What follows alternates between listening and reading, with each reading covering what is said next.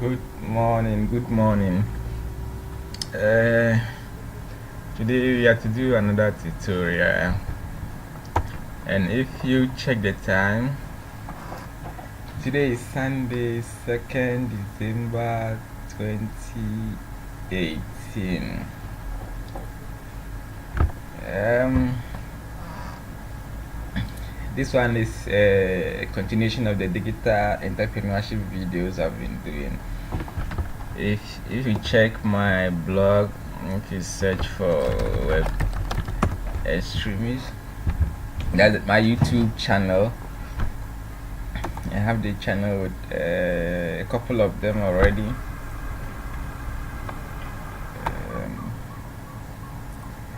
Like the introductions and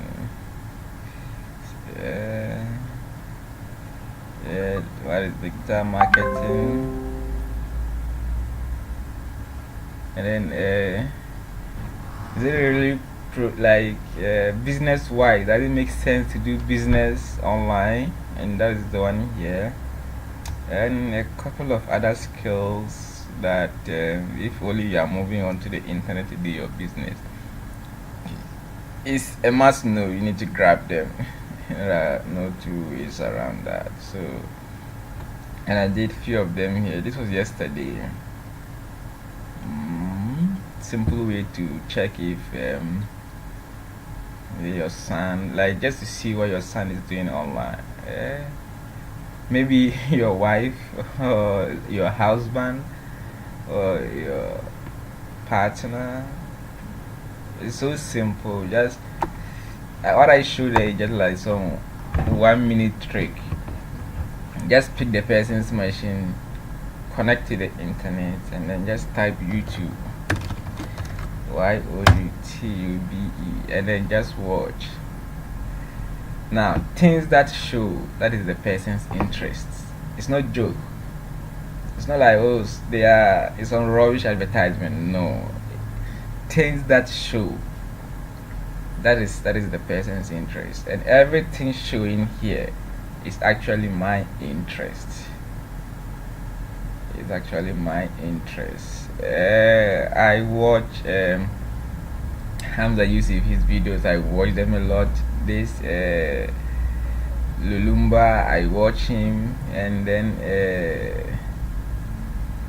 this man, I've watched him before. Tracy Chapman, I love her music. I listen to her music a lot, and I like Canada, Japan too. So these are things I like, and that is what YouTube would automatically show based on my search experience, like my previous search, things I've been searching for online.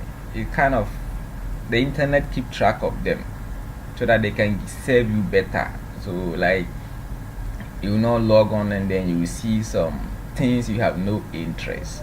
It's called personal marketing. So it's like they are giving you product you will like, and it happens on Facebook. If you open Facebook, the advertisement, you will see all the adverts that comes.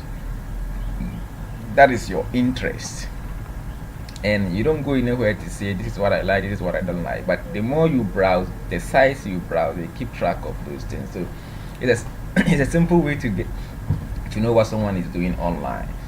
For example, if you don't have to say, just go youtube.com. If it was like Shatawali, it was like Samini, then you know the person had that interest. If it's a child, you know your child has that interest. And if you log on and it was some porn sites, advertisements, then you know that person actually like visiting porn sites. It's not joke, it's real. If you watch porn site behind the scenes, if someone picks your machine and go to YouTube, they will show porn adverts to the person because they think it's still you who is doing that search. So basically that is it.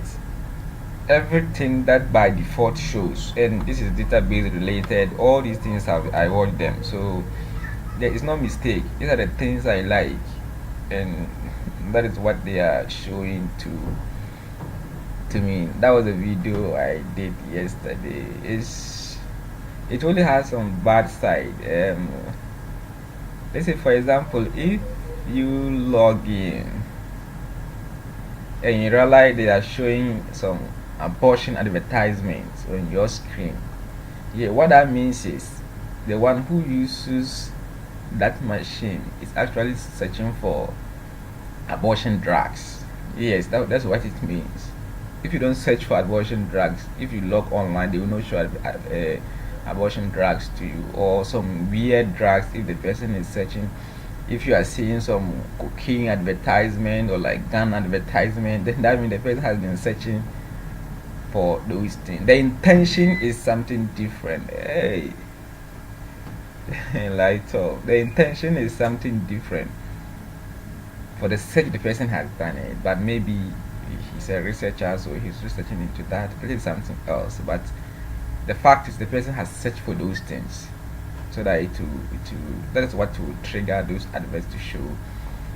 Now the bad side is, for example, let's say I'm not well, or like I have some hidden sickness, I don't want anybody to know.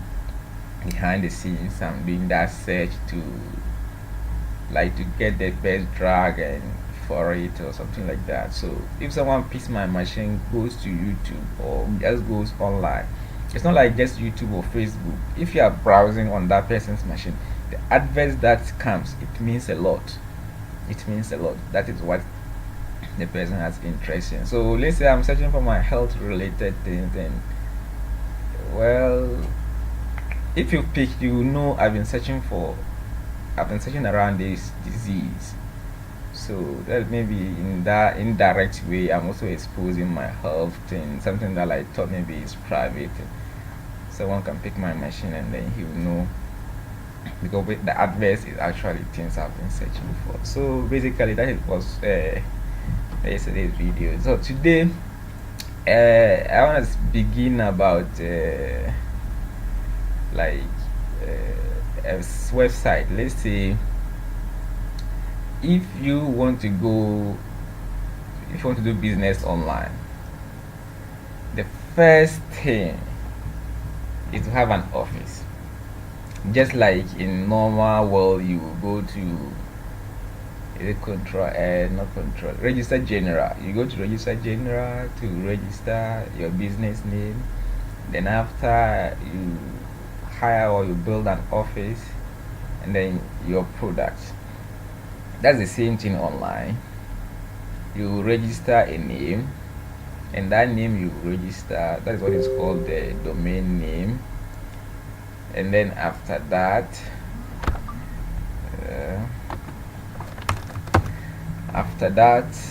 you so let's do the mapping. Let's say a real business, or let's say physical business. Physical business versus let me call it virtual business. So if you want to register a business, you go to register general.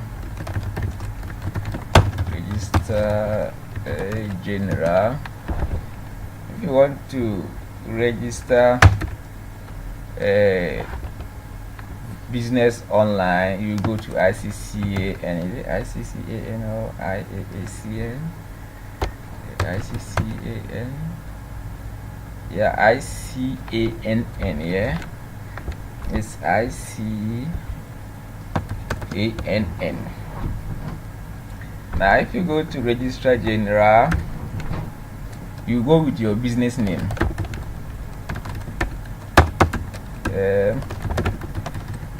business address, and then services you're running,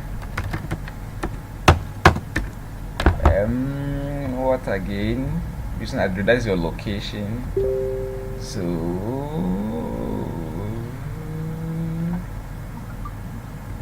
that's it. So these are and what else? Let's say it's sole proprietorship.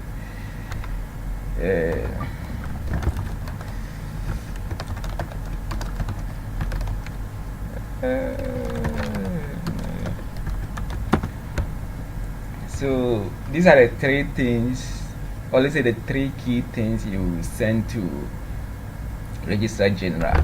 if you are going to register your business online, the same thing, you need the same three things. You send to ICCAN. So now let's say you are in Wanfie, or like my hometown, or you are in Tamale, or you are in Wa, or you are in well, wherever in Ghana. Now, do you have to go to Accra to do the registration, or you can do it at the regional level, or you can do it at the district level?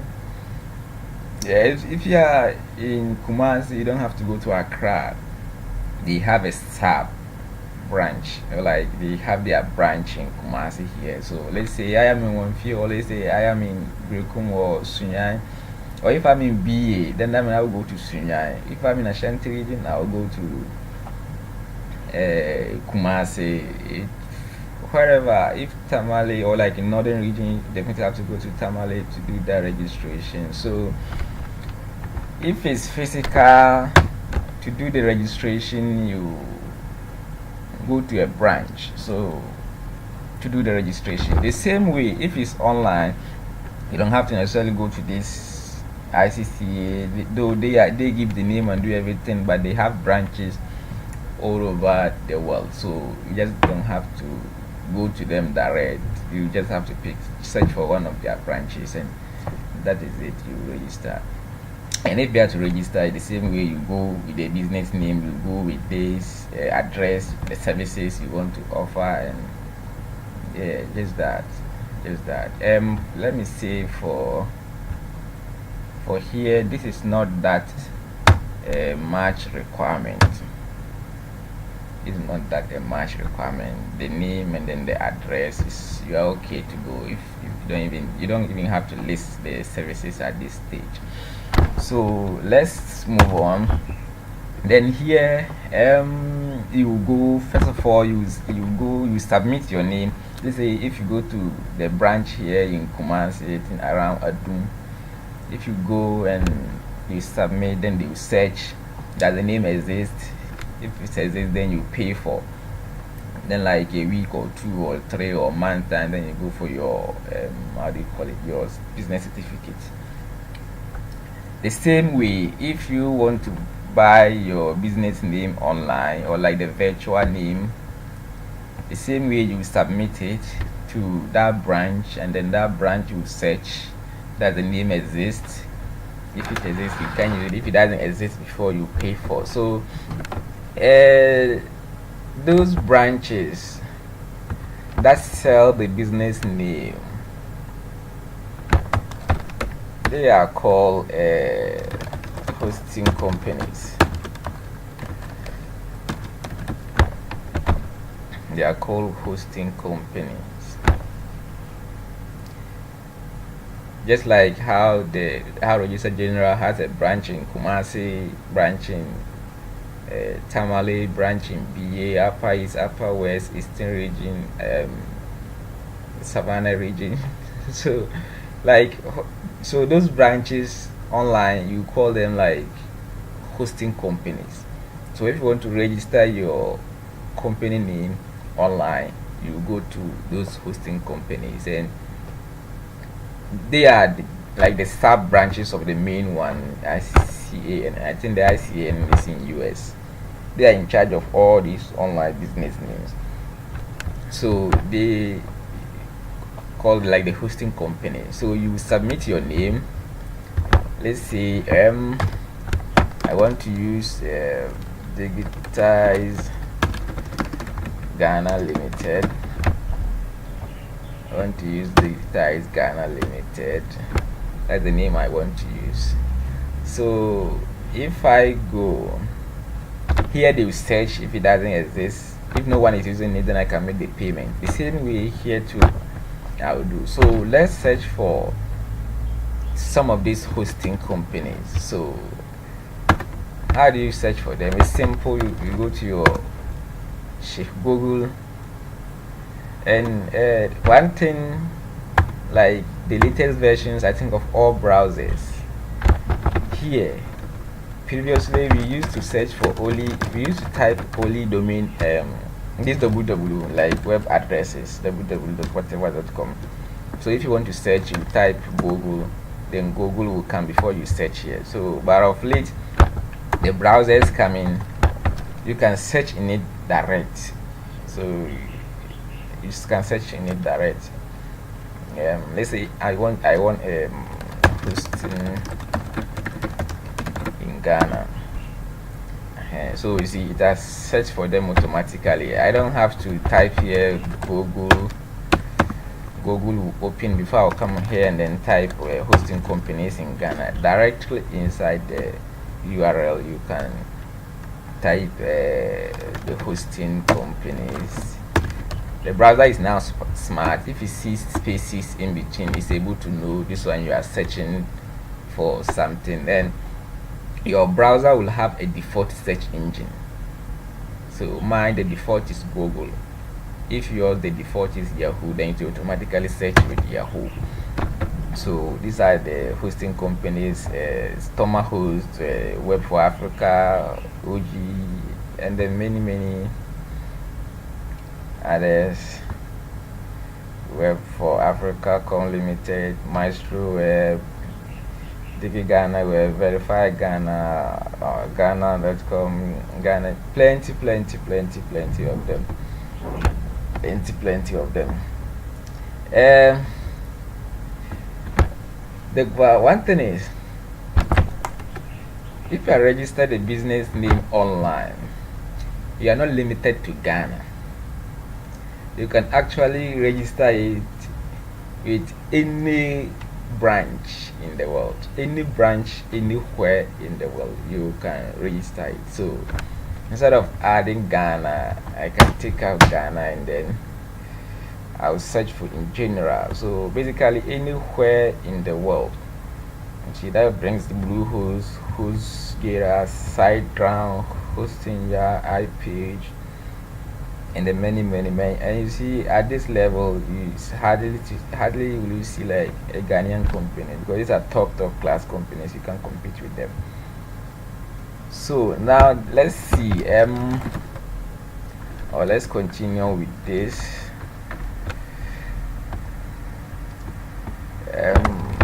Let's see this question: should you buy from a Ghanaian company or a foreign company?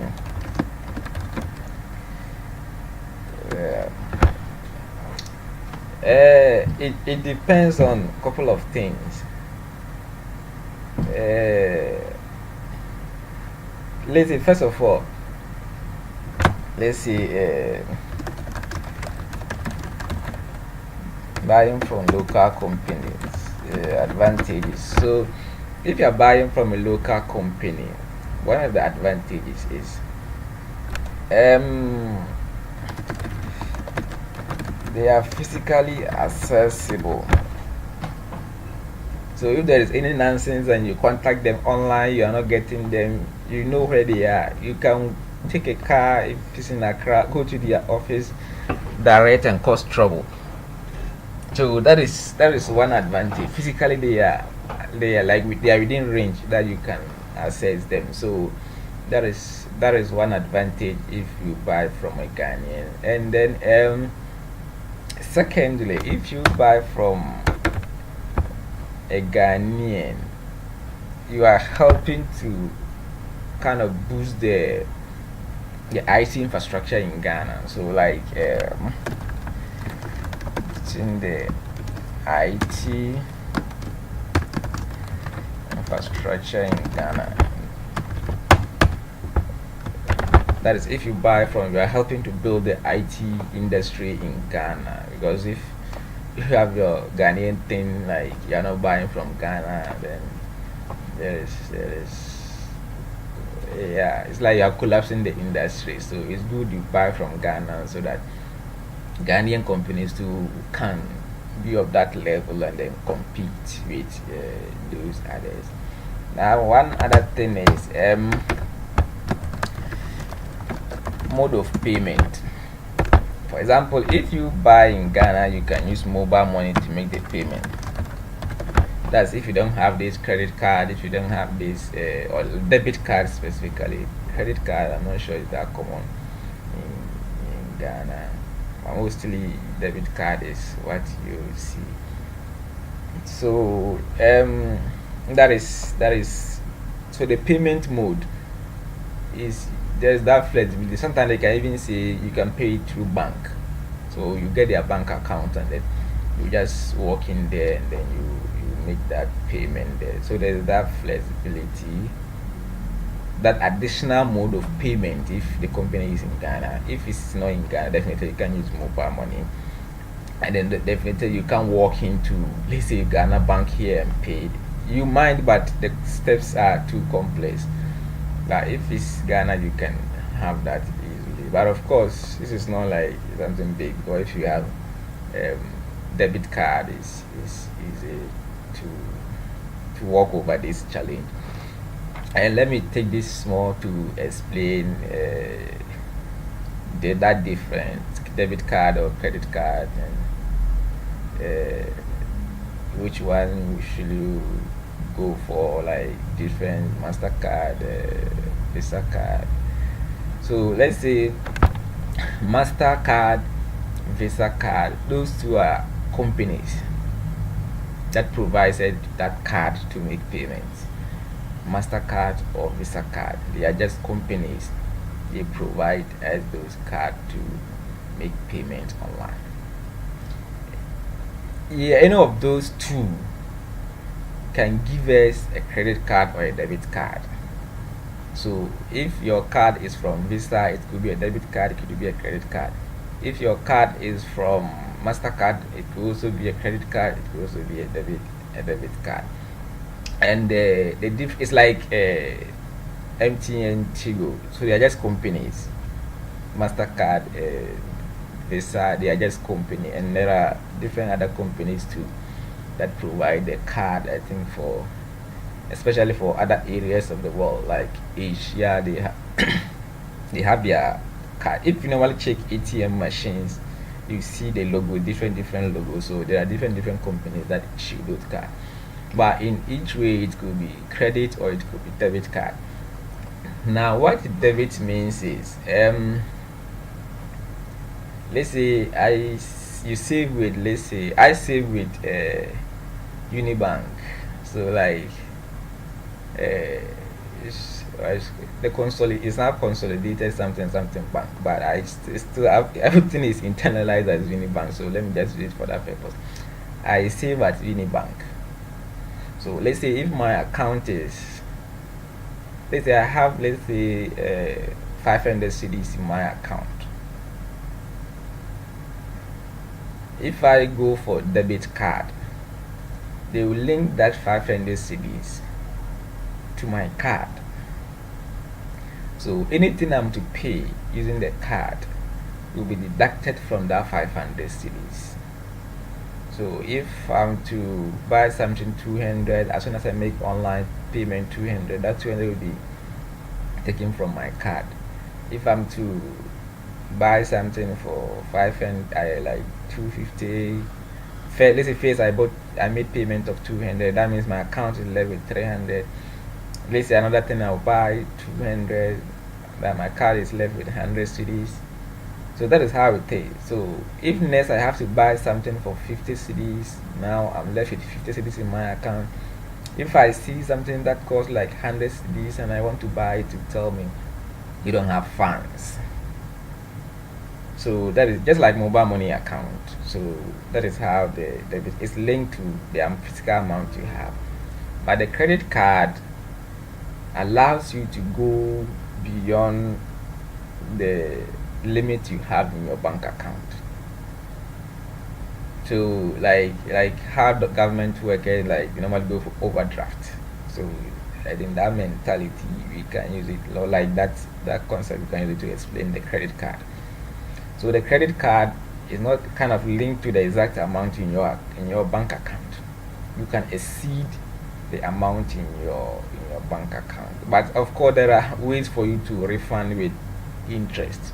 So if maybe like the amount in your bank is your bank account is, let's say thousand CDs, and you've seen something 1,005 you want to buy.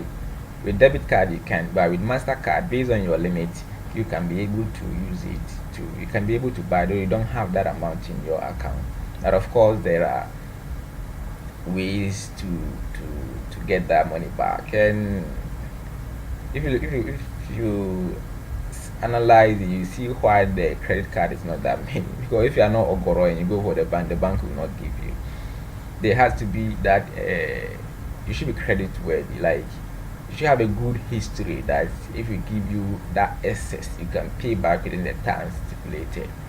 So basically that is the difference. So most banks, what they give is a debit card. So it's like you are using the amount in your own account, and that is what I use for a payment. So that is just by the way. Now let's move on to why you have to buy from a Ghanaian company.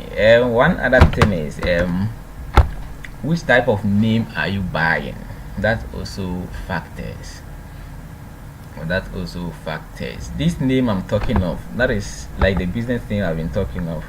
That is something like www. Let's say kaunda.com. This is the name I've been talking of. Is it www.myjoyonline.com, www.ghanaweb.com. So these are the names I've been talking of, and how they bought those names is what we are going through. If any business you want to do online, definitely you have to go through these steps, or you have to understand these things. So you realize is let's say ghanaweb.com. Now what if they wanted .com.gh, or like you want to buy, let's say internet.com, they tell you there's no internet.com, someone is doing it, so you would say you want to buy .com.gh. Now to be able to have a business name, like virtual business name, online business name, that has the extension of .gh, .com.gh, or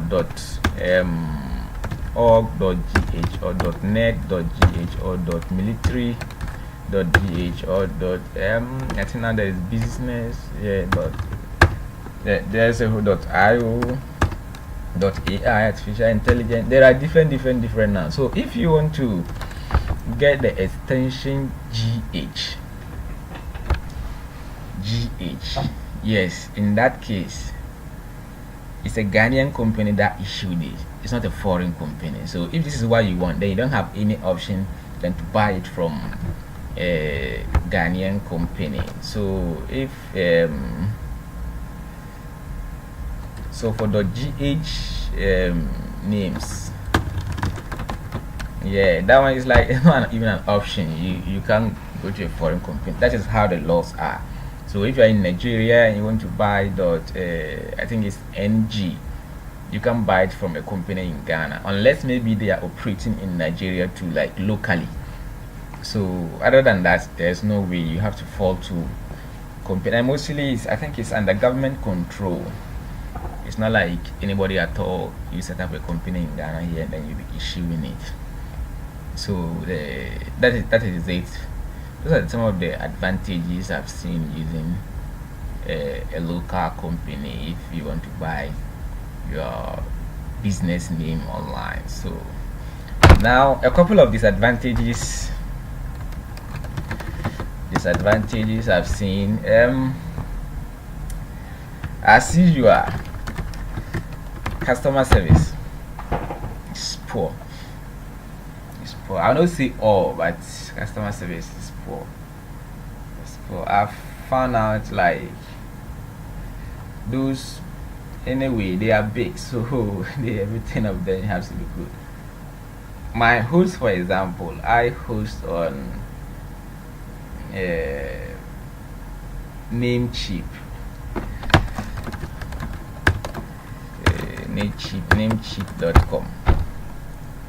That is where my business is. Namecheap.com.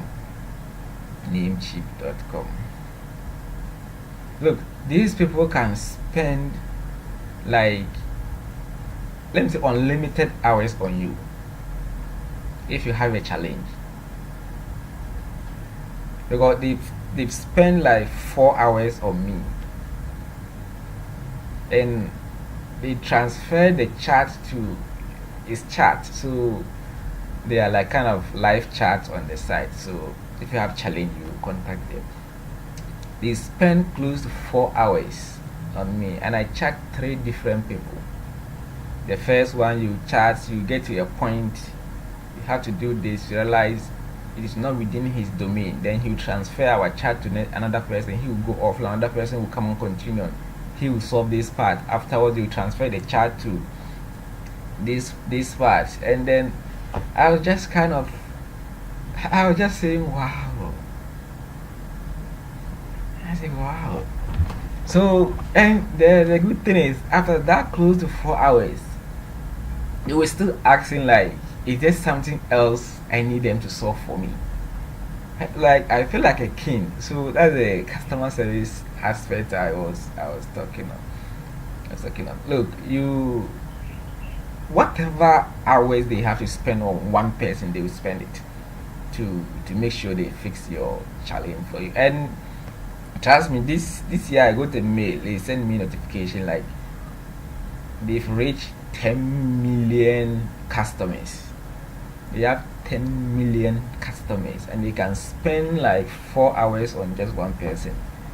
You Sometimes it's not like I'm chatting with a robot, to like AI, some artificial intelligence. No, real human being, real human being, real human being. So that is how, in terms of customer, I've not seen that a lot with the Ghanaian company, like those Ghanaian. Of course, they they are learning, and they definitely catch up. But for now, I think those big companies, which unfortunately are not in Ghana, they are far in terms of customer service. I also have some names with Detect Ghana. Detect Ghana. I have names with Detect Ghana, and mostly their chat is off.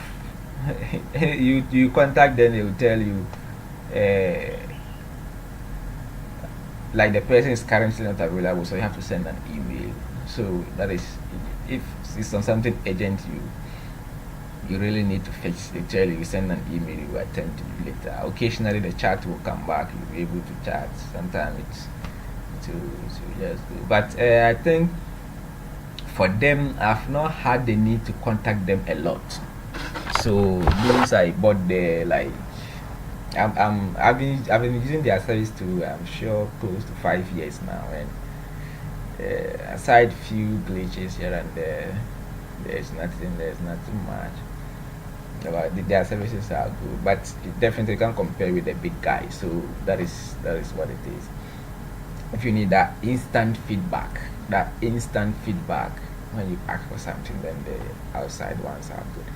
Now, aside, this is something you can ignore if considering the advantage if you buy from Ghana. Now, one other thing is, in terms of the packages they provide, I realize the foreign companies, they provide, let's say, with that same amount, they provide more packages than the local companies. They provide their packages are good compared to the local companies. For example, this um, actually there are two things. If you see hosting company, you're talking of two things here. That is, where will my office be, and then what's the name of the office? So the name of the office is maybe the GhanaWeb.com, but where will it be online? Where actually is online? Yeah, like you say, it's in the world, so it's online, but where exactly is it located? So if you say hosting, it's made up of these two things. So that office what is the size? So, or let's make that 1.3. So what is the size of that office?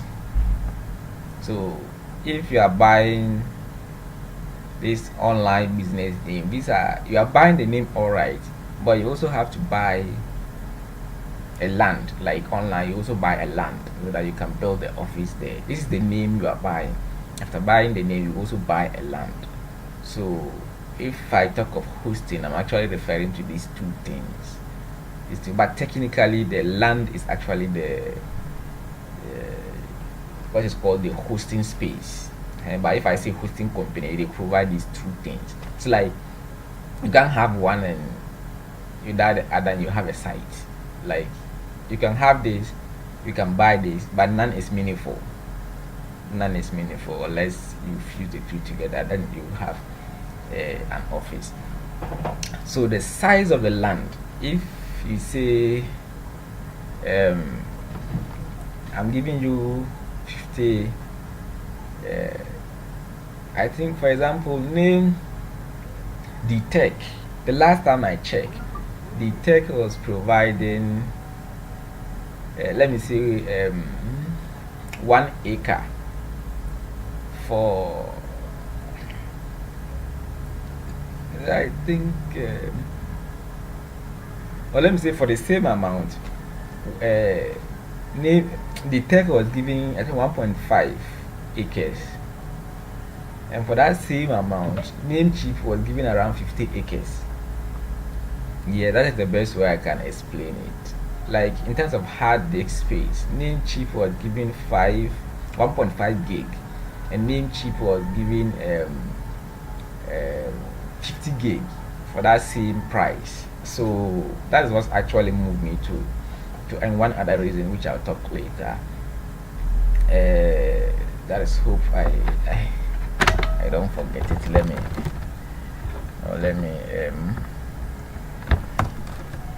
note it.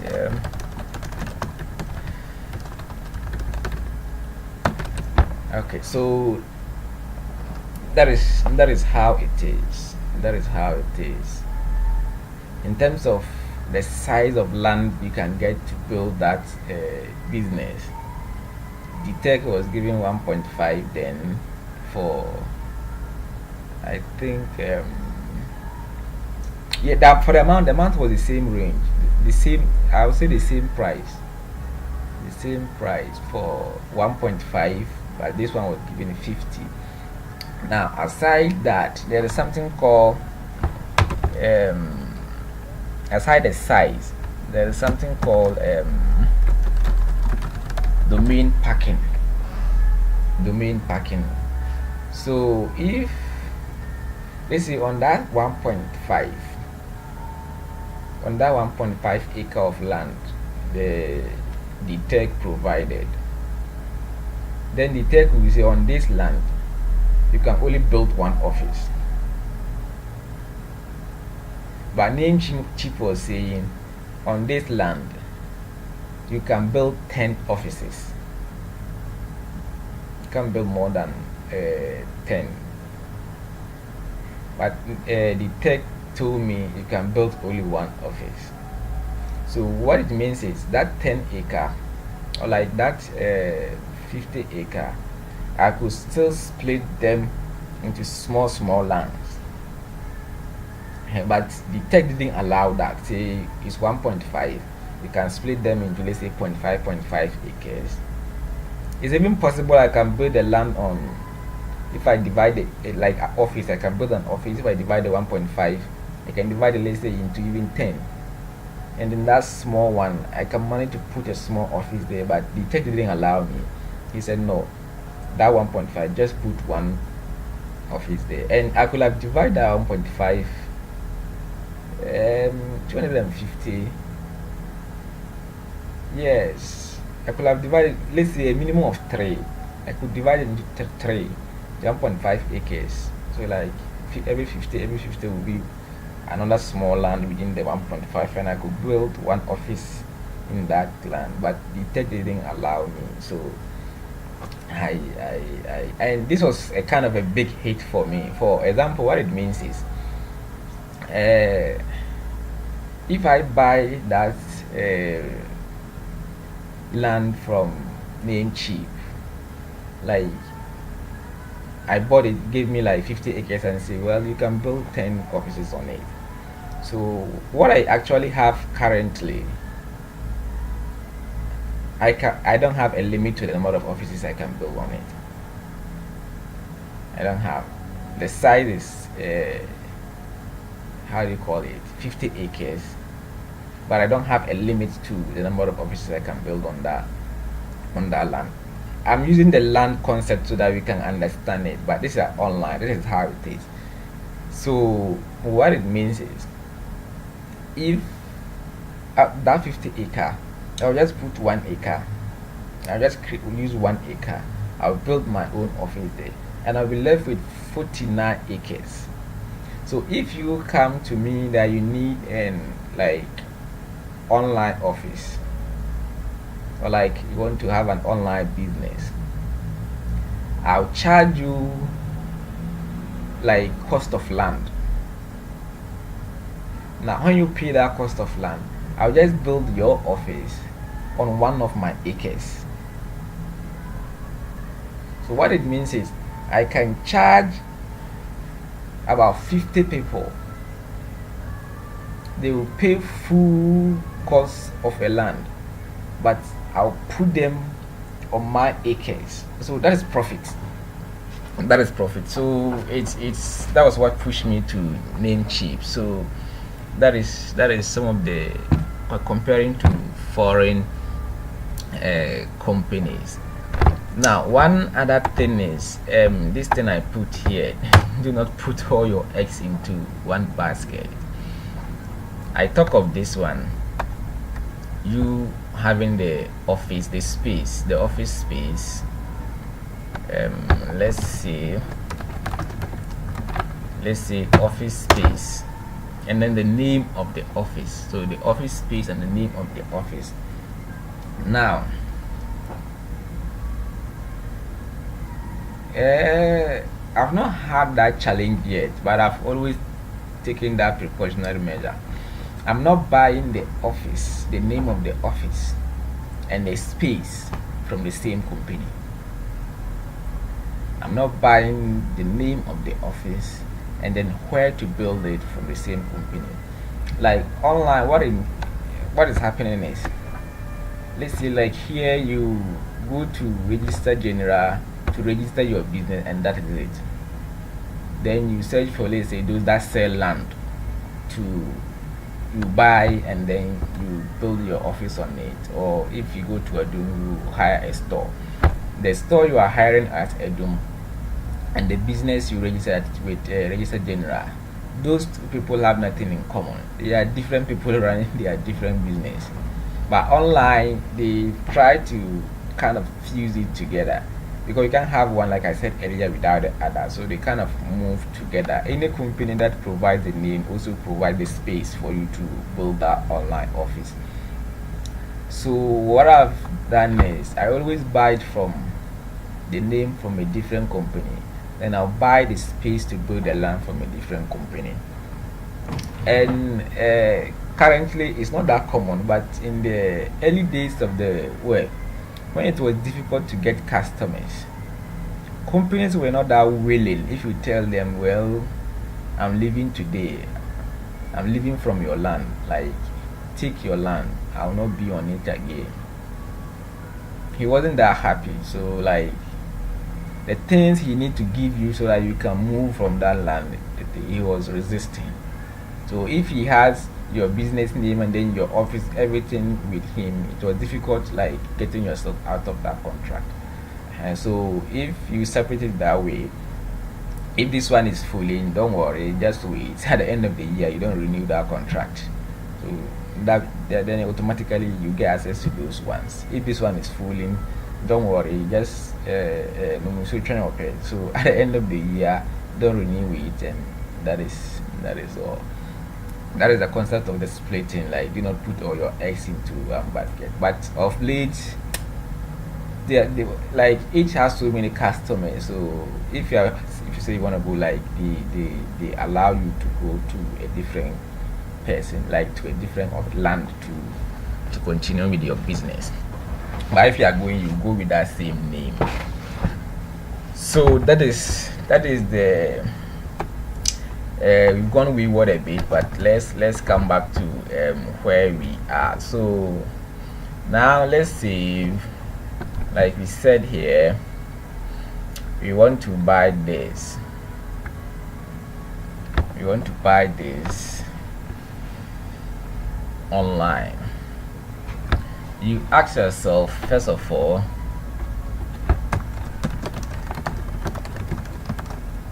what name should I use?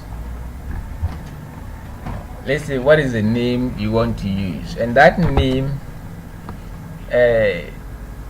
is intentional. I'm not calling it a website because it is not a website. If you write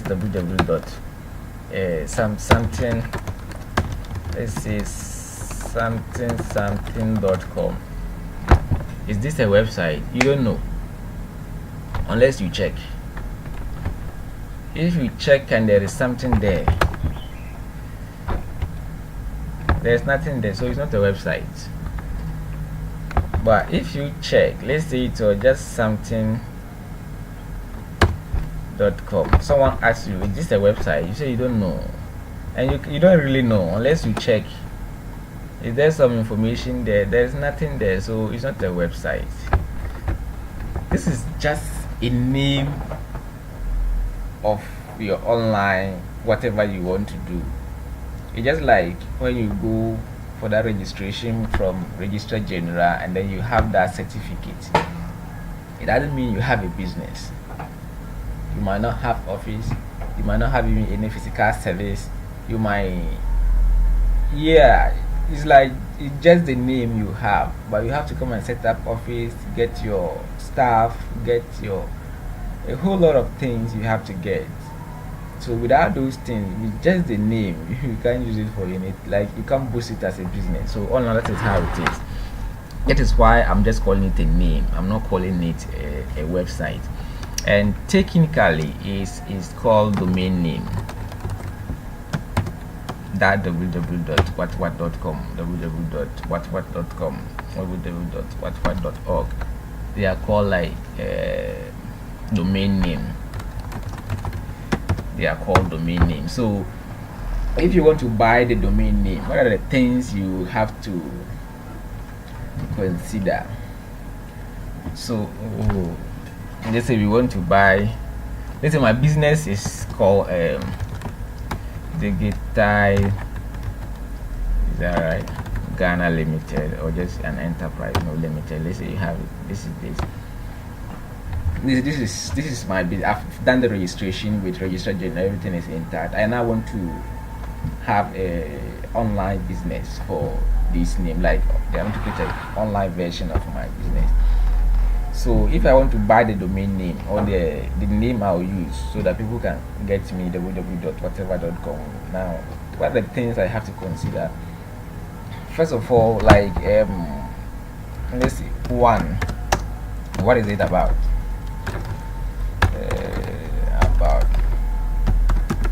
Is it like business, NGO, is it military institution, is it some kind of network, as like association, or is it internet related? Is it internet business? Is it like IT related? Is it are you into design? So what are you into? Like, what is your business into? That is what brings the concept of, or like, is it commercial? Like, are you into business or not for profit, or like military kind of network or association?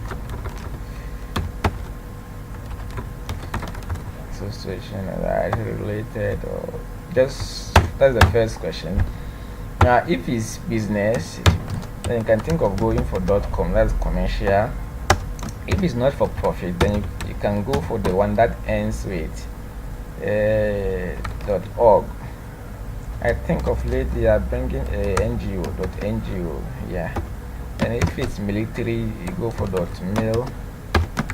If it's related to military, let's say you are building a site for someone. If it's some kind of network, then you have .net. If it's IT related, of late you are seeing this IT, you are seeing IO, you are .io, you are seeing .ai, you are seeing .website, you are seeing so many are coming up now.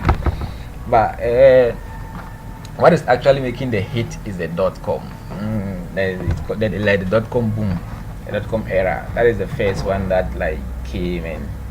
For example, if you tell someone like my site is Ghana Web, if you say Ghana Web, the first thing that comes to the person's mind is to type .com for any other thing else. Like that's the default we have now. So people are still encouraging others to use the .com, though the let's say the .tech will have been narrowed down to your specific thing. But I'm into business. I think that is okay. It's commercial. It's not for profit. So we have the .com. That is it. Now then, what else will you, after deciding on this, let's say I am into business, so my site, I'm choosing this, I'm picking this. Then secondly, my coverage.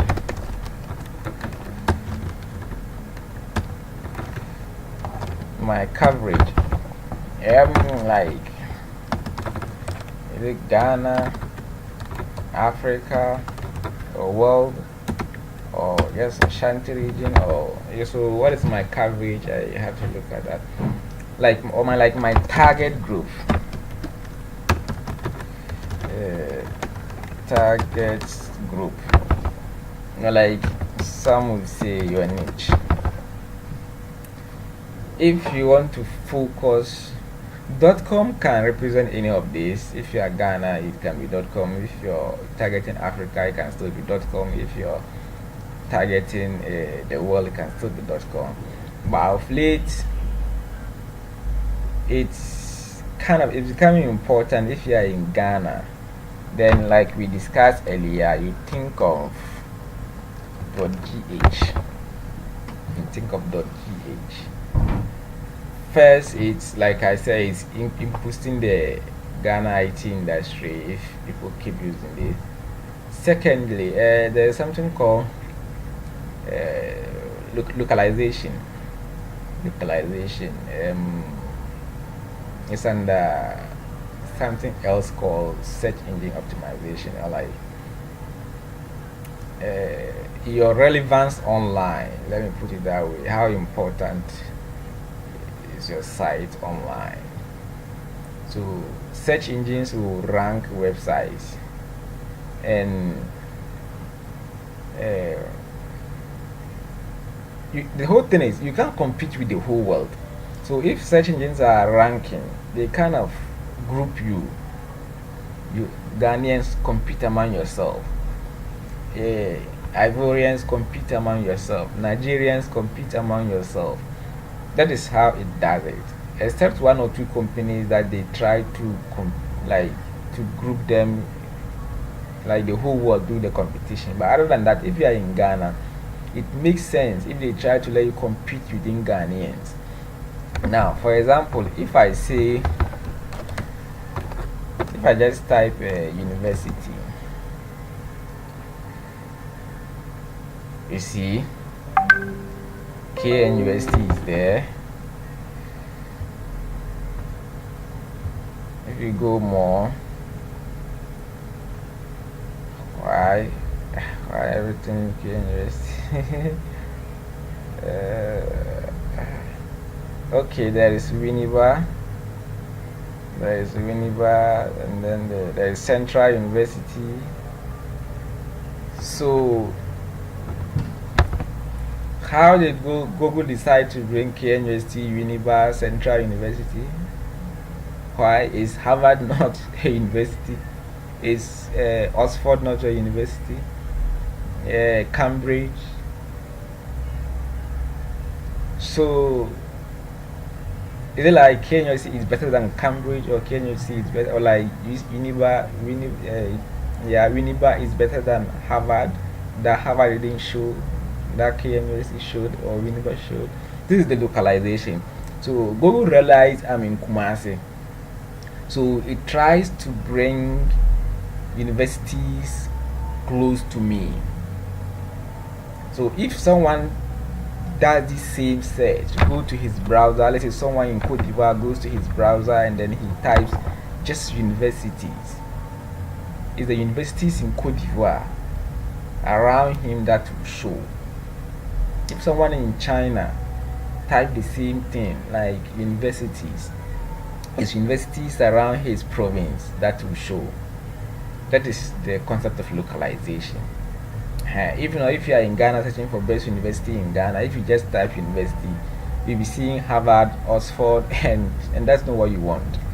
That's not. So if you really want the world, you say universities in the world, then you add world to it, or like Africa. Then in that case, you are expanding your search. But by default, Google will kind of localize based on where you are located. Based on where you are located, then it will bring you those search. For example, if you say web developers, if you are in Ghana or in Kumasi, say web developers, it will not bring you developers in US, developers in UK. It will bring you developers in Kumasi or developers in Ghana. So it kind of localized by default, localize things you are searching for. But if you kind of develop the best developers in the world in Ghana or like in Nigeria, then you are kind of grouping. But if you just type raw developers, Google will localize it. And for example, if let's say another example, if let's say you want services, whichever service, let's say someone like a Greek related, or like anything, any service you want, like a janitorial service, whatever, and you type it, those close to you is what shows. Those close to you is what shows. And how does Google do this localization? How is it able to know you are in Ghana? So let me bring this site. Google will definitely know you are in Ghana, you are in Cote d'Ivoire, or you are in, or whichever search engine you are using. So far as you connect to the internet, they will know where you are. There are ways to hide it, but by default, if you don't have anything terrible to hide, they will know where, or you don't have the need to hide where you are, they will know where you are. And how does it show these sites to you? And the way it does it, a minute please.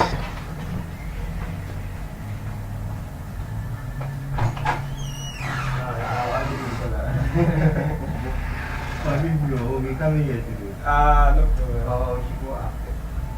You be coming here. Okay. Yeah. Yeah. It's just here and then the top. The top. Okay. No, so they come here. Okay. That room, unless like I'm sure that has to be next week. So unless we really make arrangements to get that. That's the head of my His secretary. Oh, So I'm coming.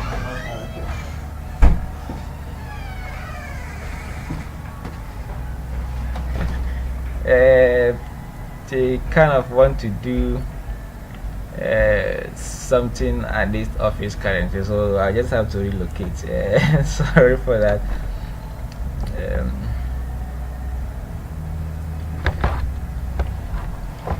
So I'm proceeding to the front office.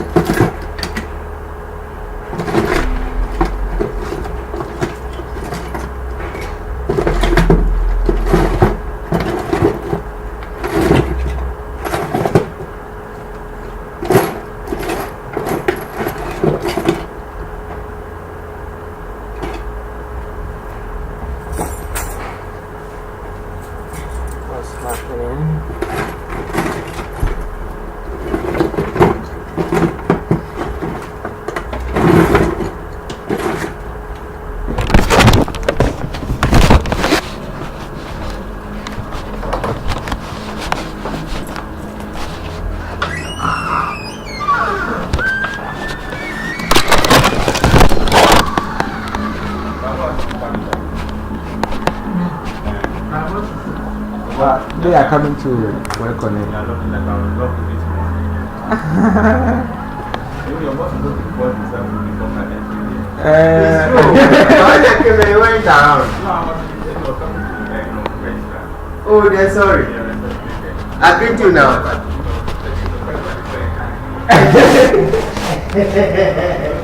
Ah, no. You're okay. I should open with the most end there.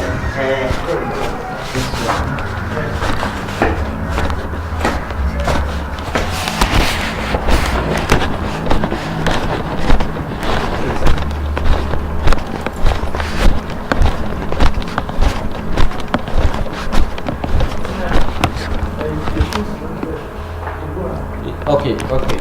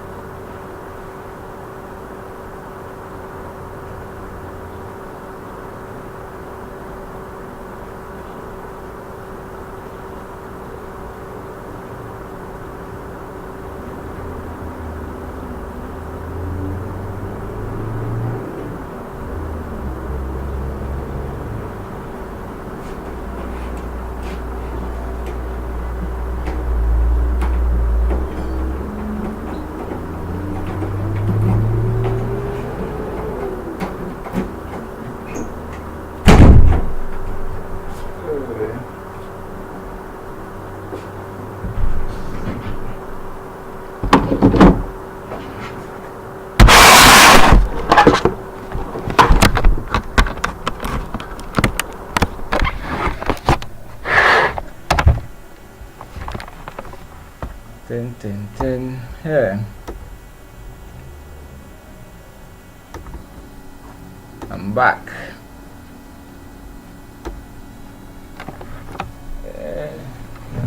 You have to go here a little bit. Then you cover here. I think you will manage it.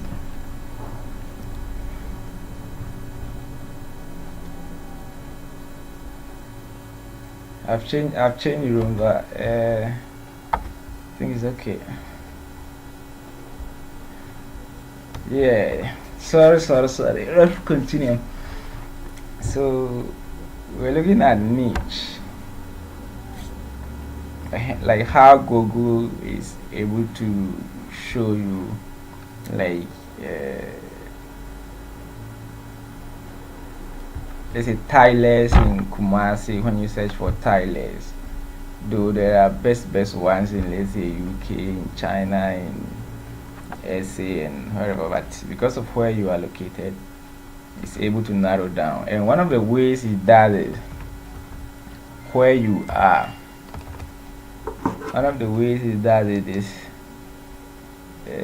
where you are, and then secondly, the extension of your the website. So if you are a tiler and you want to build a site and you've managed to get like mytiles.com.gh, if people are searching and they are in Ghana, Google will factor yours than someone whose own is just .com. So that is one thing. So you also consider your niche, and then another thing you consider is how many years you want to register it. How many years do you want to register your business name online? Technically, business names you don't buy, because when the year ends and you fail to renew, you lose it. So technically you don't buy, you kind of rent it. So every year you have to keep renewing it. So you can buy it for a year, you can buy it for 2 years, like you can rent for 2 years, for 3 years, or 4 years, 5 years. I think maximum is 10. Maximum is 10 for the name, and the space you build your office to is the same. You don't buy it outright, you rent. Every year you will have to pay, every year you will have to pay, every year you have to pay. So that is it.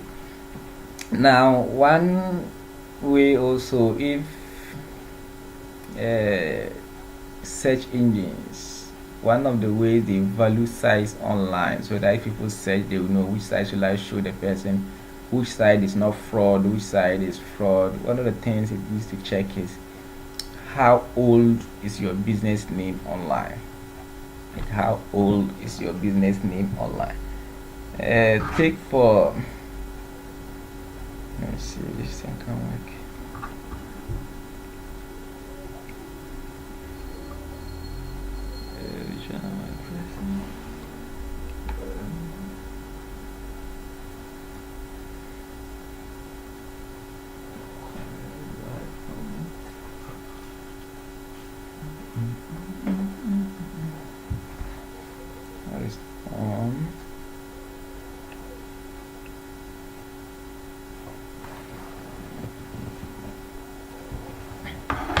The room is getting hot.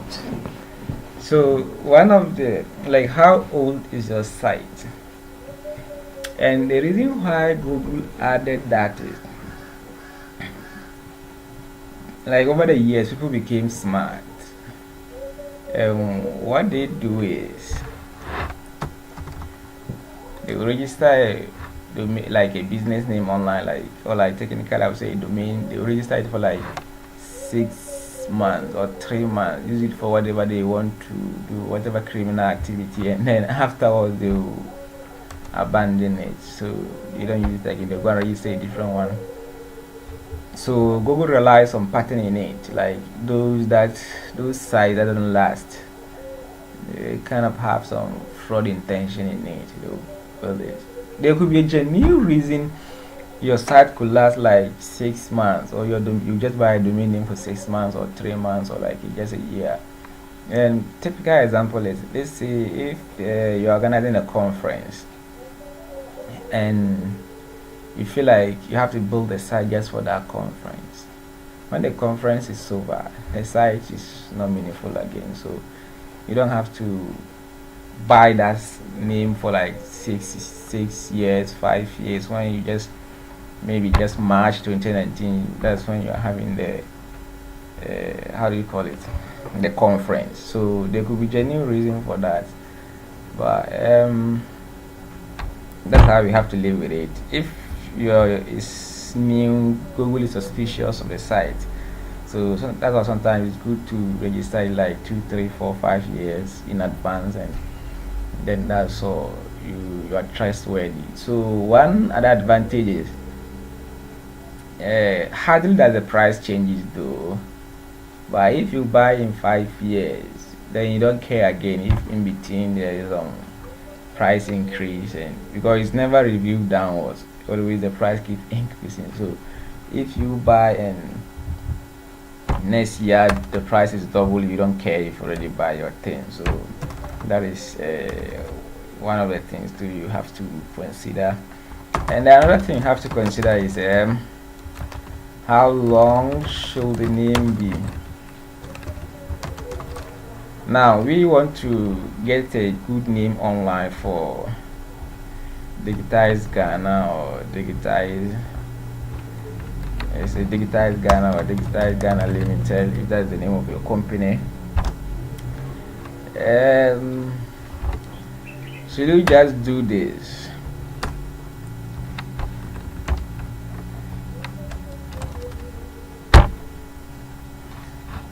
Digitize Ghana Limited.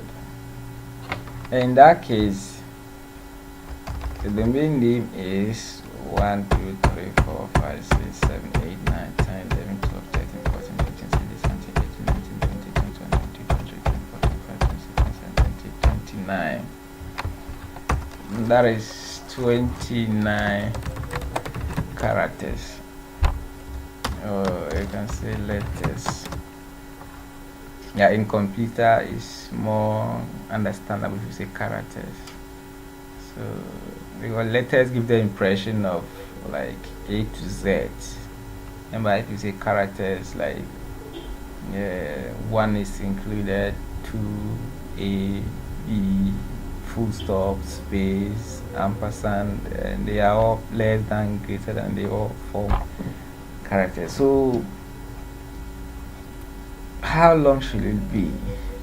To cut things short, ideally it should be less than 15. It should be less than 15. So this is too long. Let's see here. And technically 15, I mean just the name here minus this and this. If you get something like 15 here, maximum. So 1, 2, 3, 4, 5, 6, 7, 8, 9, 10, 11, 12, 13, 14. I think this is good. Digitize Ghana. If this is available, this is good. The problem with the 29 characters is challenges. One is too long to type on mobile phone. So what happens? People make mistakes when they type. If you're not careful, they'll go and type Digitize without printing the z.com. If you're not careful, this is another company. So it's like you've done all your marketing for someone to chop for free. Mistakenly, he will just land into your enemy's territory. So it's good when you make it short. There's this concept called mobile first approach. What that means is any site, any business you are doing online, you have to put it in mind that people use mobile to access the site or your business more than they use normal desktop computers. So if you are designing, it's good to target mobile.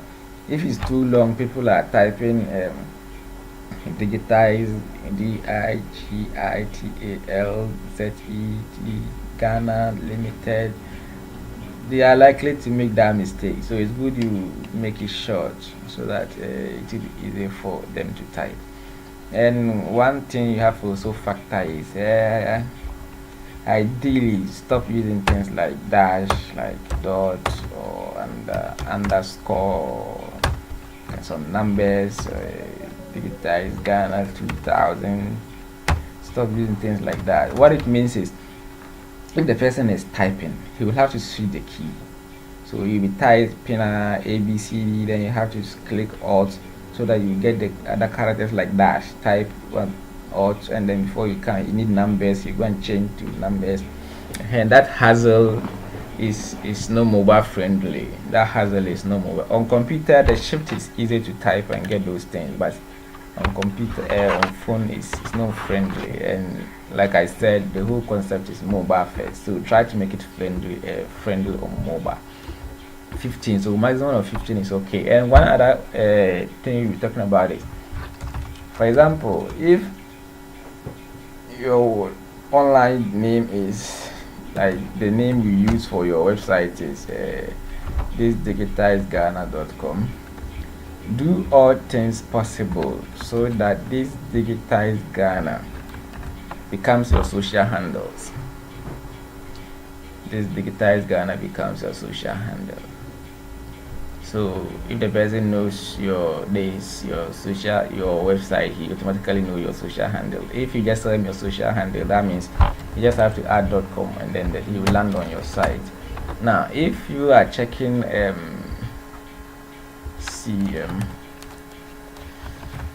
twitter.com, clear up this, and then blah blah blah blah, come, don't disgrace me. So let's say we want to create a Twitter handle. Let's say you want to create a Twitter account.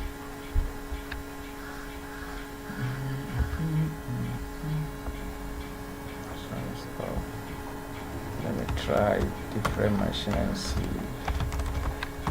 That one will be faster.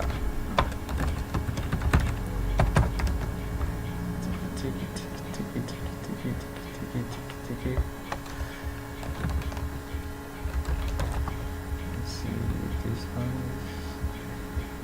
is somehow okay. So I'm already logged in, so let me use different browser.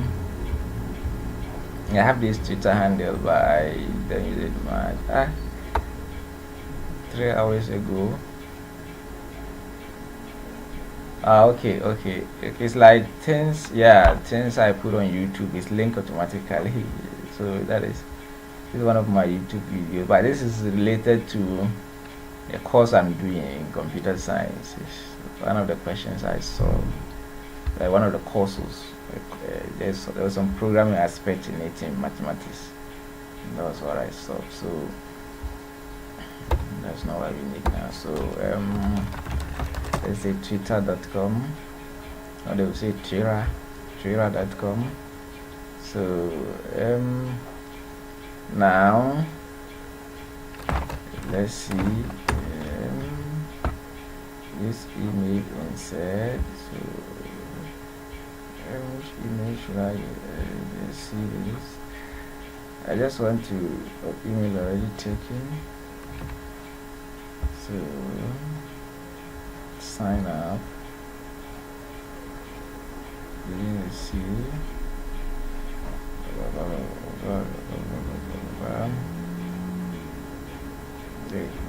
Like kind of they've changed their. I wanted to ask me to enter a username like Twitter handle. That is what I wanted us to see. It has a limit. The maximum is 15 for Twitter handle. So that is the concept I said. Like at least if your site is the length is at less than 15, then you can use the same name as Twitter handle. If this is your site, you can't use the whole of this for Twitter handle. It's too long. So what that means is we have to cut some away they change it to maybe limited this way or Ghana or something like this to get a Twitter handle. So what you realize is you have like YouTube, this one at you have this one for Gmail, and then this will be your Twitter handle, because you have to cut it to meet the 15 limit. So you realize there's no that consistency.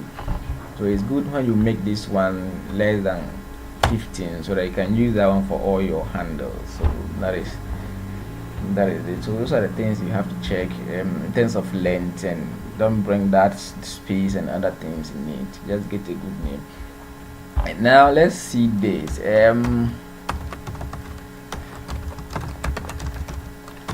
So let's match your business name.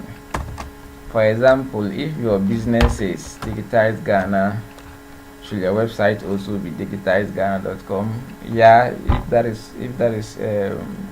if you're able to get it that way, it's cool. So people can just see, and then they'll go to, this is your business name, and this is how you are calling it online too. Now others to say, get a name that reflects what you are doing. For example, Digitize Ghana reflects meaning you are into digital stuff. But if, let's say, your business can be digital, but if, let's say, you are focused on website, so instead of just using website Digitize, you can use website here. So your company is registered with Registered General with Digitize Ghana Limited, but your online site will be like website to reflect what you are doing. That is cool, but that is not also a must. Take for example facebook.com. What does it reflect? Or twitter.com. What does it reflect? And the terrible one, Quora. What does it reflect? It doesn't say anything. It's because you use Facebook a lot. That is why if they face Facebook, then things like where your community, your relationship, your friends, your activities, it comes to our mind that this is where these things are. But other than that, just seeing the name doesn't reflect anything. Quora is nonsense. So fine, if you get a good name that reflects what you do, that is fine. But don't squeeze yourself trying to get a name that matches what I do, that matches my business name. No. You can choose whatever name you prefer to use, and then you are good to go. You just have to be short, easy to remember. That is all. So now that is one thing. Another thing you should look at, and then I think we are good to go. When another things come up, we will discuss it. So let's say, for example, we finally settle on Digitize Ghana. This is what we want to buy, and for business purposes we are buying.com. So let's move on straight to buy it, and then let's get this one first. Now after settling on this, the first thing you have to check is, can I get a Gmail with that same name? So you check Gmail.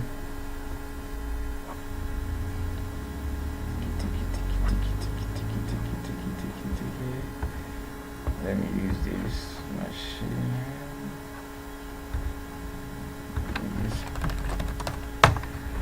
Let me use this one. So you check it. Will I get the same Gmail as the site, or will I get the same email, Yahoo, Outlook, with that same name? From a little experience, I would say if you don't get Gmail with that same name, think of another name. But if you think the name is so good you can't ignore it, then fine, it's good to create another Gmail for it. But just try and get that consistency.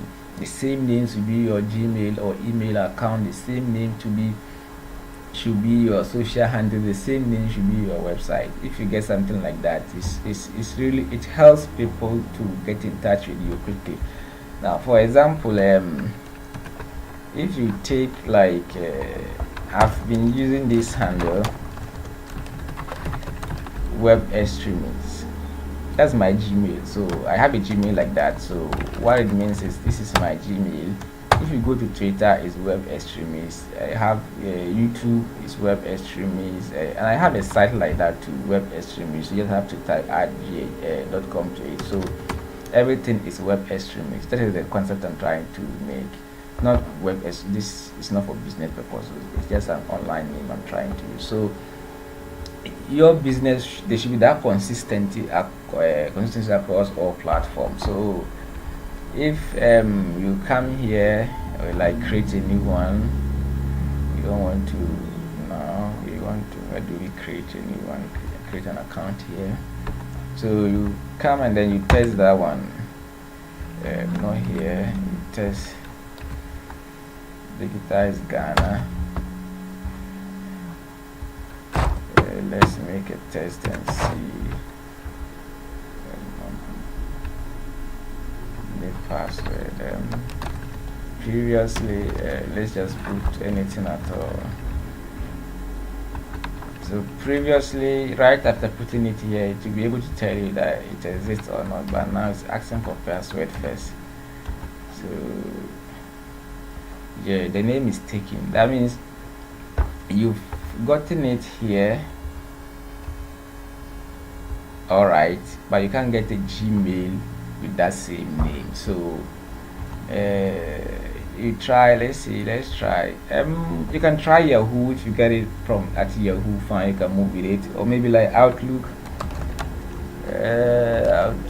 outlook.com. So you can try Outlook. If you get it from Outlook, it's good to use it, but personally my favorite is Gmail for a couple of reasons. It has so many features in it, so many features in Gmail. Just having Gmail alone is there are so many. If you check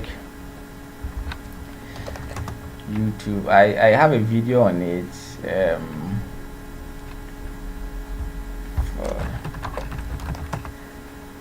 Try external web experience. It's just for online purpose. I'm not an extremist. It's just for online purpose. There's this one. DDL,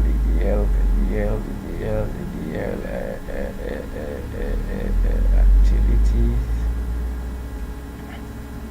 This Google Drive. So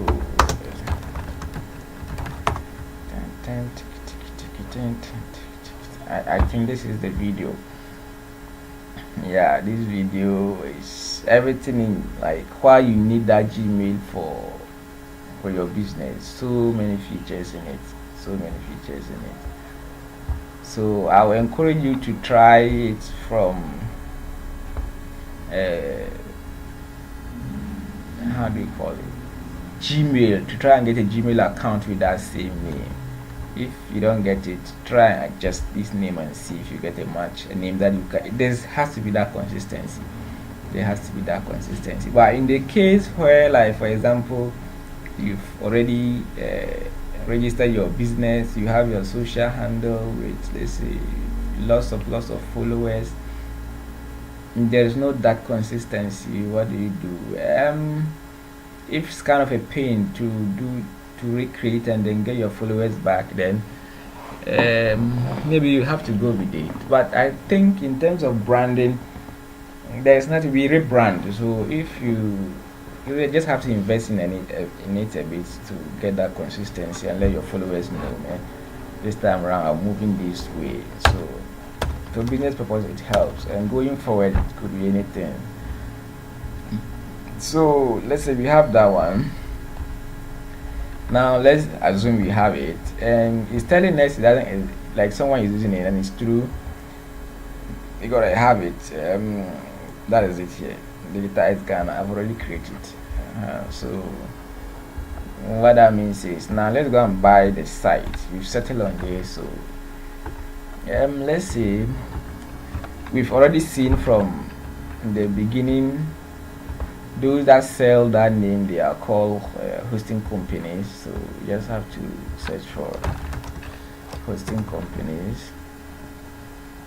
I'll say in Ghana. So you can start any, but like I said, I've used the tech a bit, so I'll just go straight to them and buy from them, or like pretend to buy from them. So to be able to buy, like wherever you want to buy things online, you have to have an account with them. So if like you come to Namecheap, you don't have an the tech, you don't have an account, so you will create one. But I have one already, so I'll just enter it here, and then I just hope it's right. So this is the problem. If it's the detail. Try and get it wrong is some kind of last try.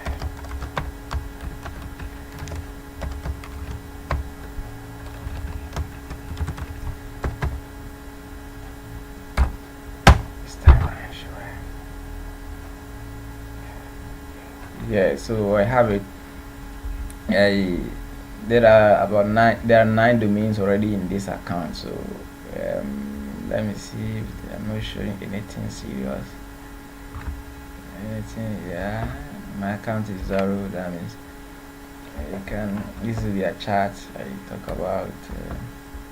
So let me search for Digitize Ghana. So register. It first of all has to search and see whether it exists. So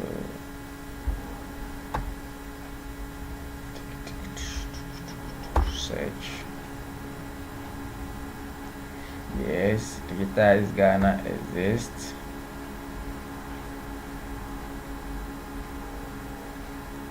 And it costs 52 cedis.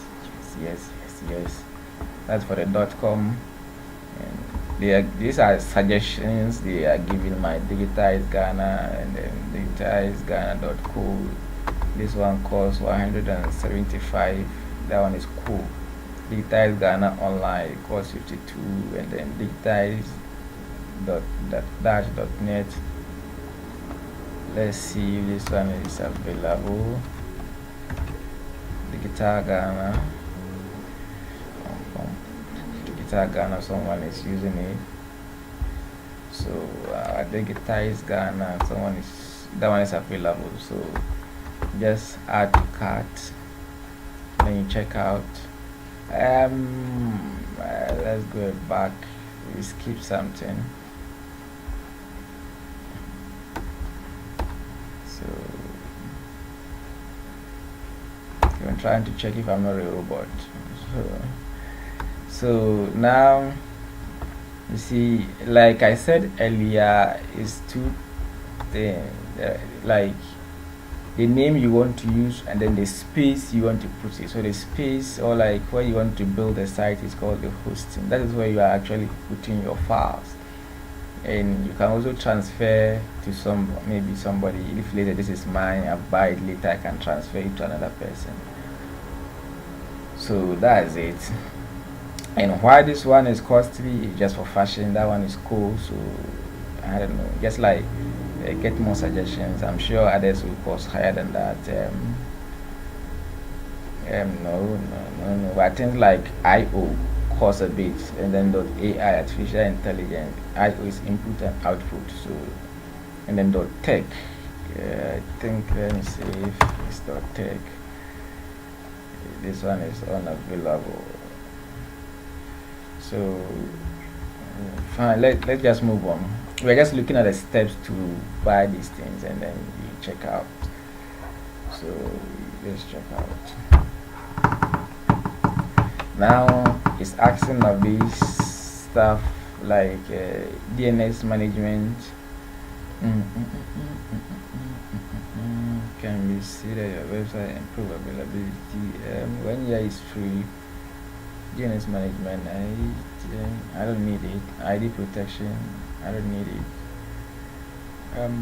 Email forwarding, I don't need it. The DNS. Now, if you are buying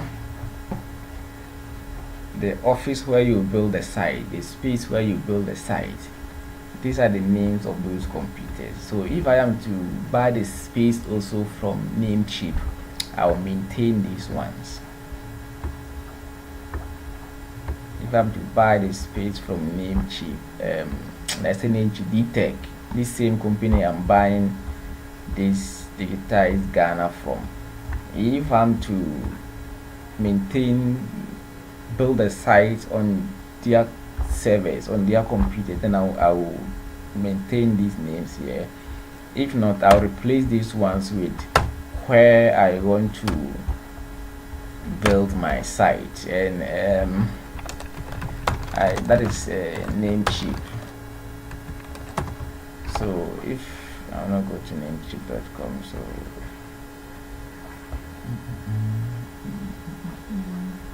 what I actually want is not a site. What I want is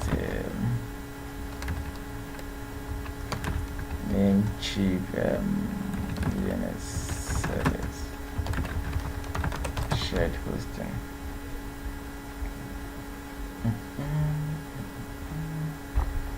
Where I get this?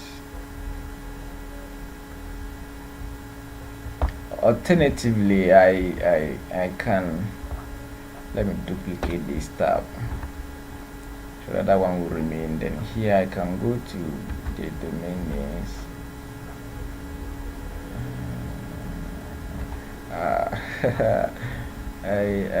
That will have shown the size on it, but I don't want to expose other size. So maybe if you know I am the one who's seen that site, you trace me in the night and kill me. So I don't want to show them. So but basically, yeah, this is it. So because I've used it before, it is cached. So that is why if you double click or if you just click, it pops up. So this is their DNS, the Namecheap. So I'm not using the default from DTech.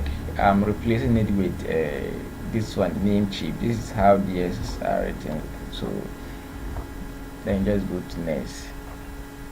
Actually, email forwarding, what that means is things like you can create an email like you say info at digitizedghana.com, CEO@digitizedghana.com, and help@digitizedghana.com, feedback@digitizedghana.com. And then when email comes to it, it will be forwarded straight to your Gmail account, or that Gmail account you create, or whichever email you link it to.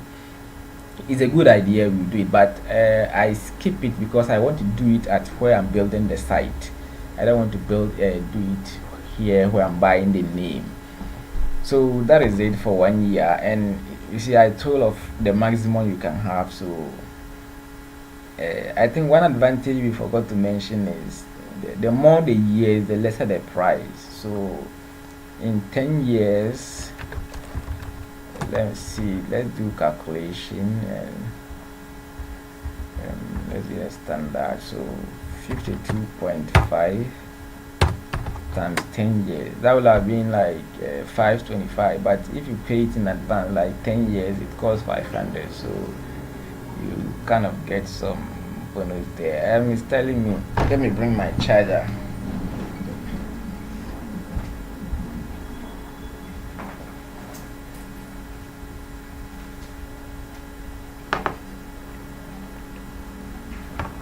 Okay.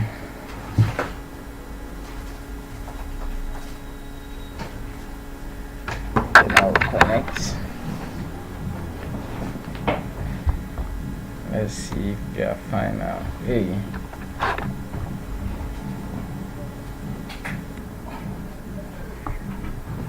Okay, we are good to go now. So That is it, but we just won 1 year, so 1 year. And this is the final price. It was 52, but I think VAT of 12.5% is Ghana, so I have to pay that back. And now at this level,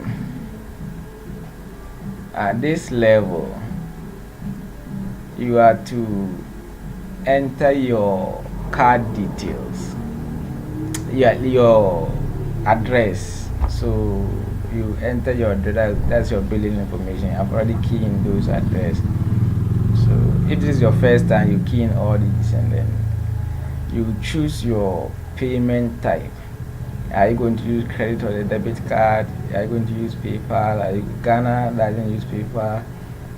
People are finding way around it, and I keep saying it's dangerous, don't do it, but they are not hearing me. Last week someone contacted me that is 85 cities is locked up. I said I told you so.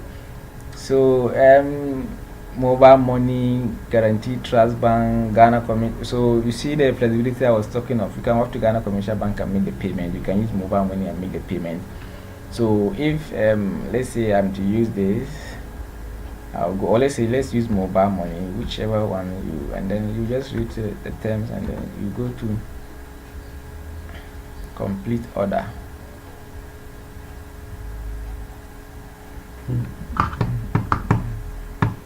And that's all. The invoice is generated.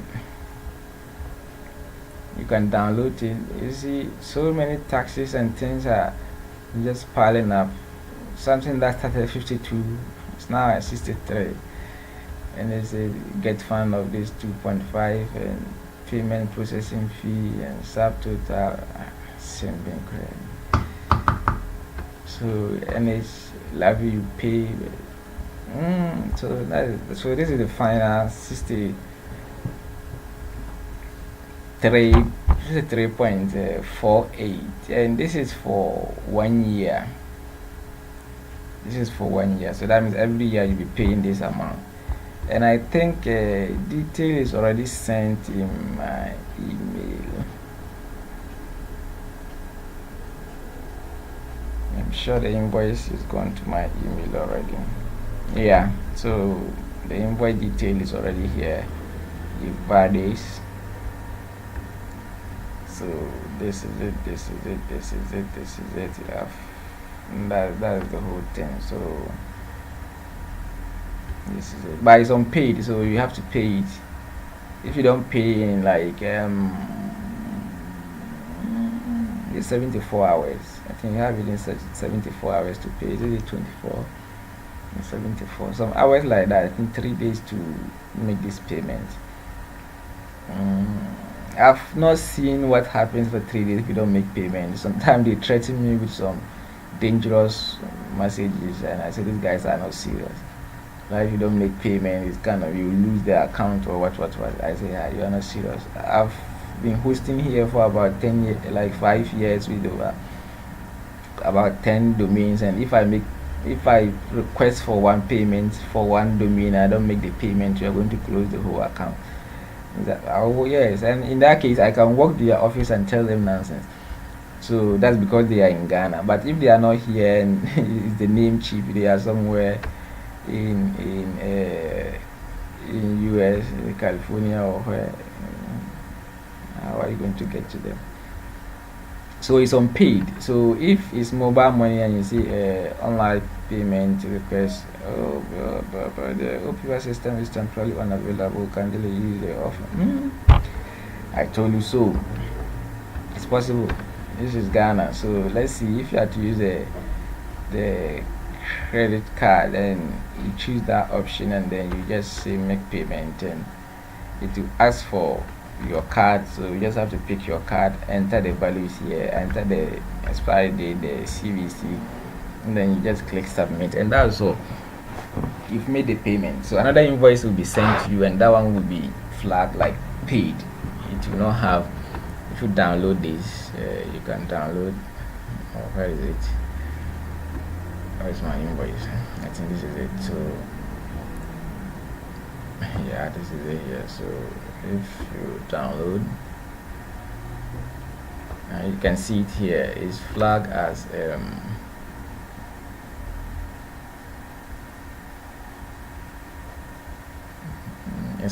unpaid. So when you make payment, this same invoice will be sent, and then here will be in green like paid, and that's all you. So that's it. You buy a domain name. That's the first step. The second is the hosting, the office where a space we are going to build the site. So I think this is also giving an idea of what you need if you are building a site. So first thing is to buy a domain name, which we've just did, and then the secondly is to buy a space you are going to build the actual site. So for now, like digitizeghana.com, you buy the domain name, but it's not a site. There's nothing there, so you can't tell someone you have a site. You don't have. You've only bought a domain name. Until you build a site, there's nothing like a website. So this one, I don't need it. So I'll reply to them that please cancel this order. I just use for test. So I'm going to tell them where can I make a reply.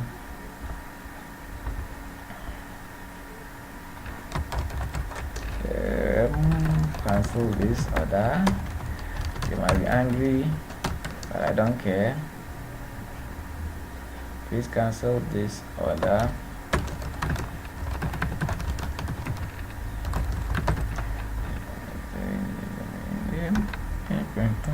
So they will cancel it. I just use it for test. It's in my mind to buy it, and I'm delaying, and it's possible someone will buy it.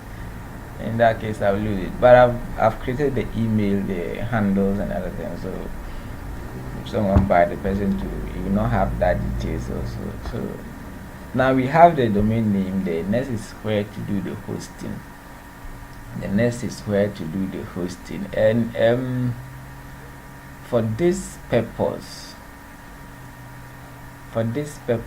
I will use a free hosting service. I'll use the steps, everything is the same. So I'll use a free hosting service for this next step. Because what it means is I have to log into my hosting, and those websites of others I don't want to expose. I might end up exposing them. So I'll use it, and I can buy another hosting for this purpose. So I'm going to use a hosting, but everything in it is the same. So what I'm going to do is I'm heading over to this site, www.webhost.com here. If I see I'm not hungry, I'm being untruthful. I have a watch here. Let me bring it.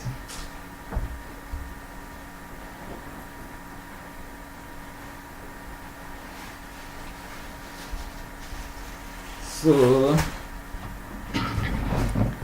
yes, when I started site related websites or like online things, I was hosting my website here.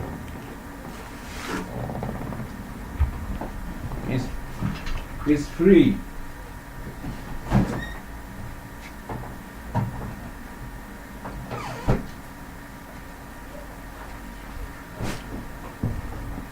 Hey, now everything has tax. So be this car, so be the G. So you want free HSS, free secondary school.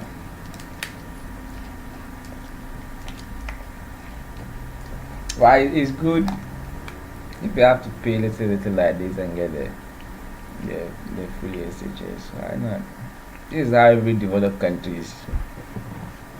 UK they always cry, tax everywhere.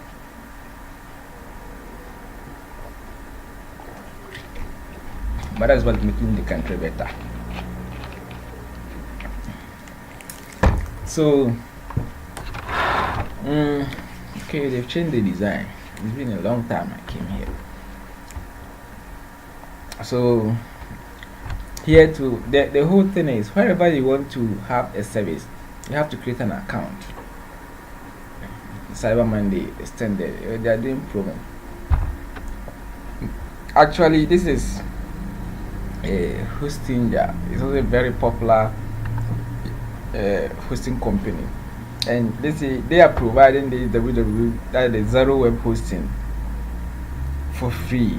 But they have here for paid version, but they are providing this for free, and everything here I think is okay for our purpose. So we've gotten a domain name, and then we are now going to buy a space where we will build a site. So it's telling us to get started. I don't know, just clicking on it.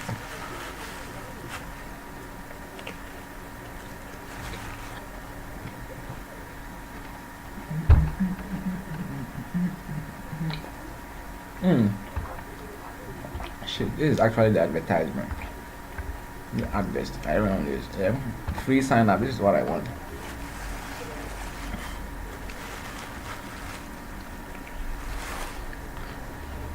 Hmm.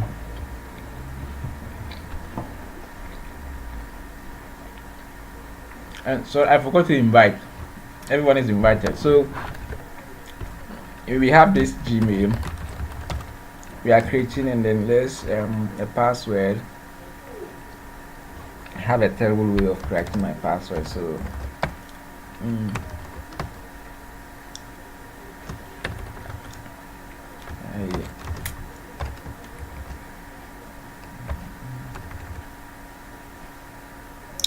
or let me just use something small. So just hope a website we don't have yet. Get free like website name. Okay, no, I should have typed this one there. No, we've not make payment for yet, so we can't use it. We've not make payments for it yet, so we can use it. The type can. No, I just came and I telling me to upgrade. So, alright. And these are one of the problems with you doing things on a free hosting. Advertisement everywhere. Advertisement everywhere. You can see everything here is advertisement. And if you sleep and wake up and the site is gone, there's no one to ask.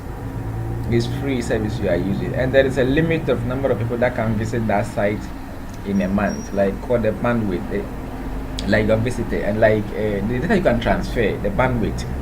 There's a limit to it. So, yeah, but it's not bad. It's not bad if you have to. What is this saying? Email confirmation is required. Which is this email? Login.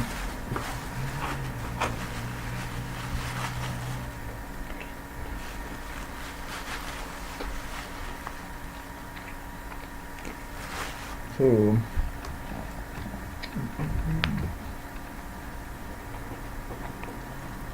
well, I don't remember this password. Let me check here if I've already logged into this site.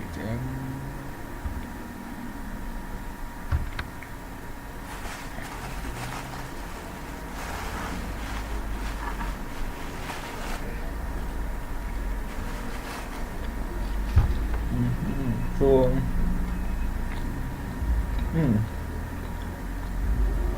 there's no confirmation here. Oh, this guy's telling me. Please confirm your email to fully access your website. Please check your inbox. There's nothing in my inbox. Alright, it's going to try spam. There's nothing I stop spam to. It's still on the way coming.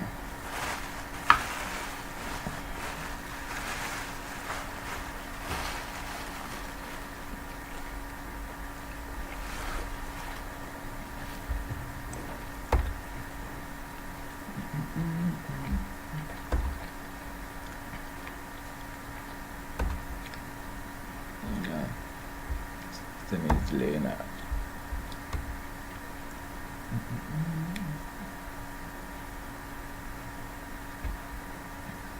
Digitized Ghana. Let's hope I got the spelling right.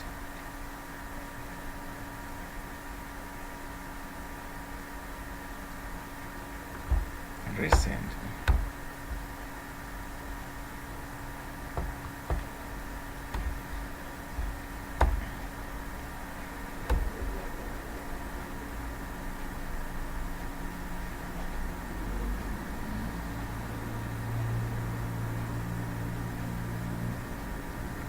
Wow.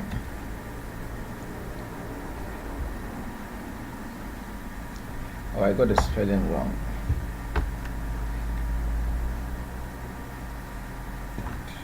Let me copy this. Let me paste this. Ah. So we couldn't copy. Okay, it's here finally. Bravo. So click to confirm.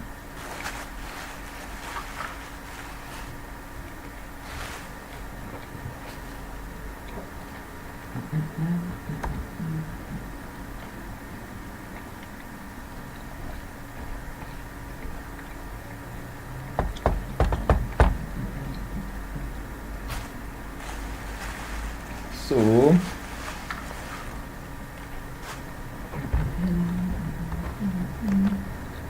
oh, again at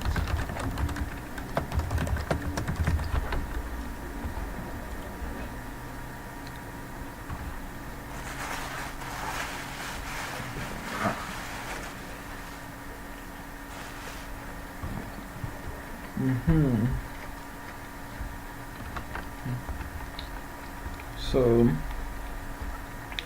that is it, and this is the default one we are given.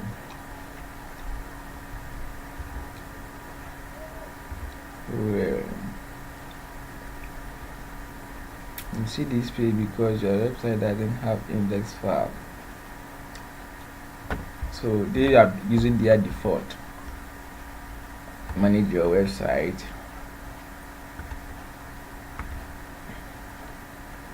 So this is your hosting, and you can build a site, you can set web address.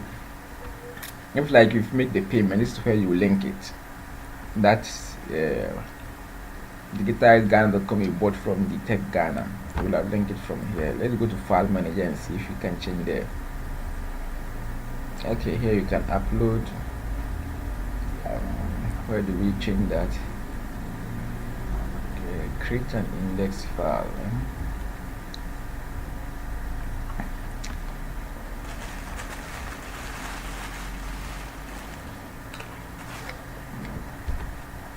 To the website.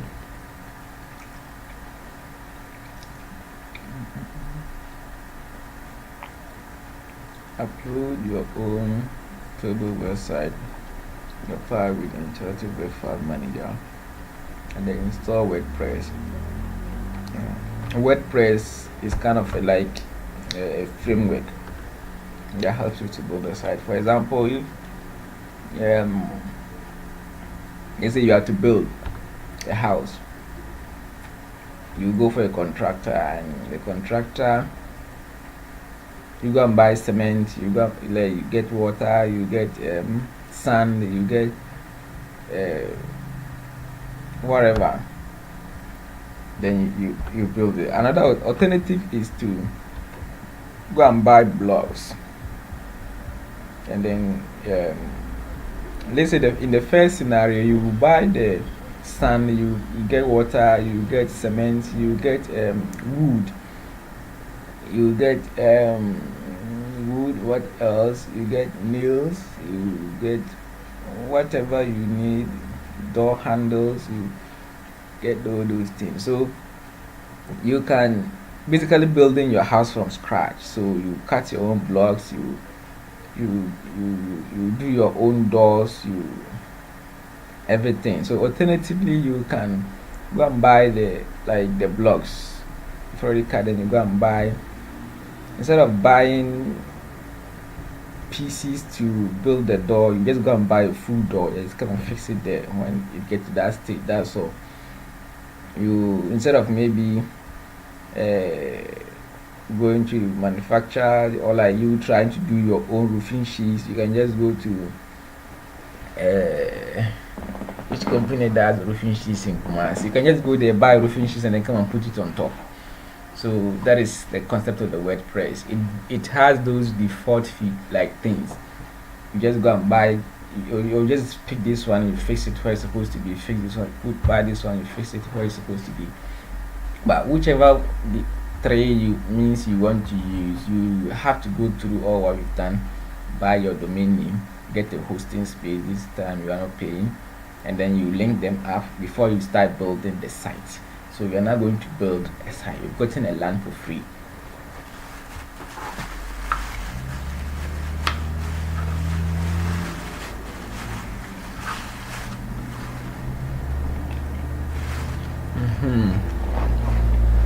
So let's see what this one is saying.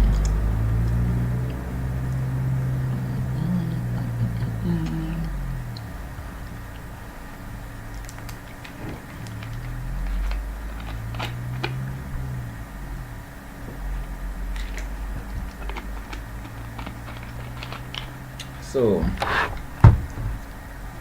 okay, this is what I want. So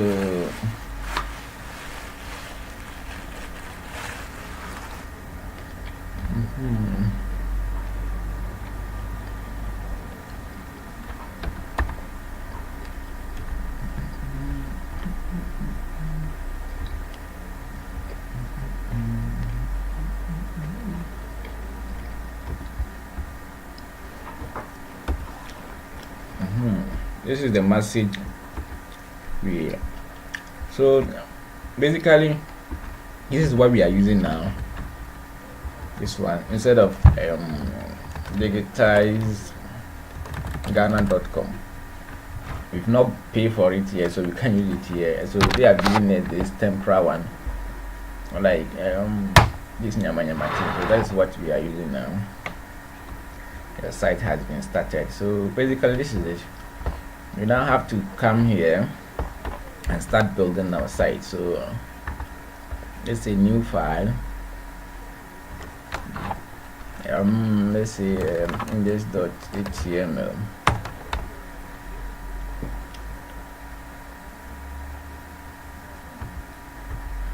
What is that?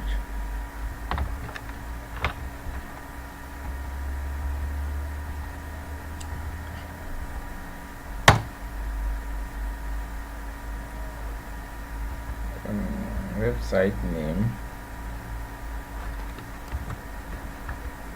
and then your password. Why is it?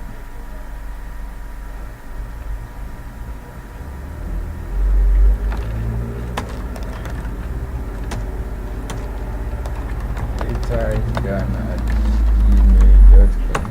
What is it asking? This is the file manager. How were we doing? How were we grab? This was where we went. And I tried creating an index file. The index file, that is like this, the entrance to your site.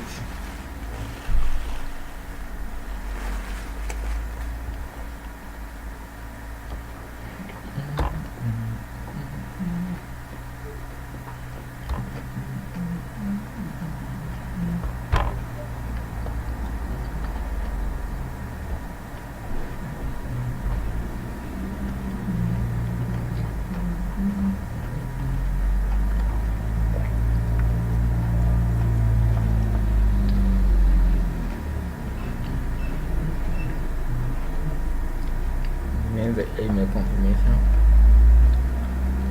trying to see if I can get a detail for this one. Welcome, subscribe, share.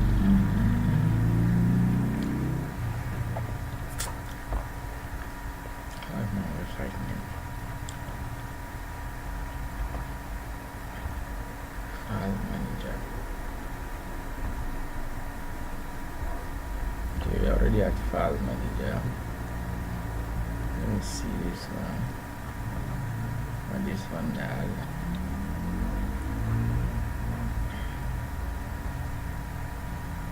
So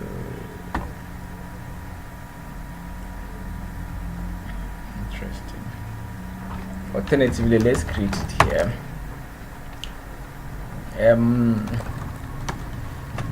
Like, welcome to my website, and then you save it as and then just HTML. So we can here is upload file, select file, go to desktop, index, upload.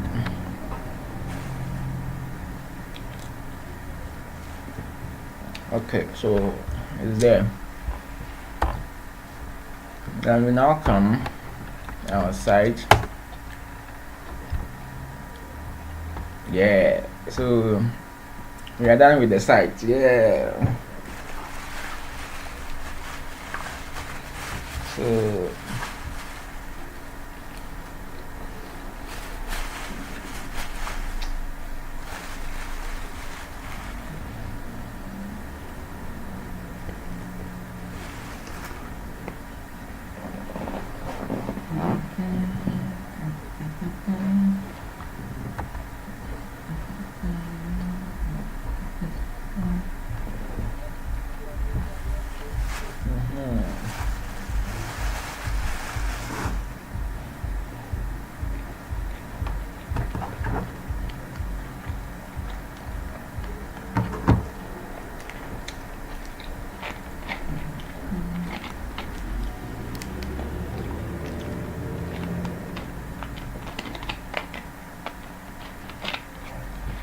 So that is it. We are done with the site.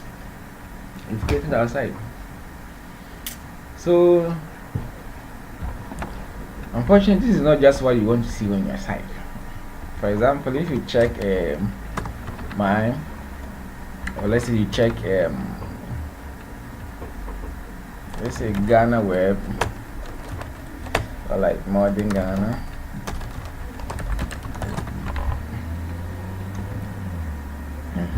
There has to be some design, there has to be some menu, there has to be some the services you offer, and a whole lot. Your address, your it's a website is not just welcome to my site. So now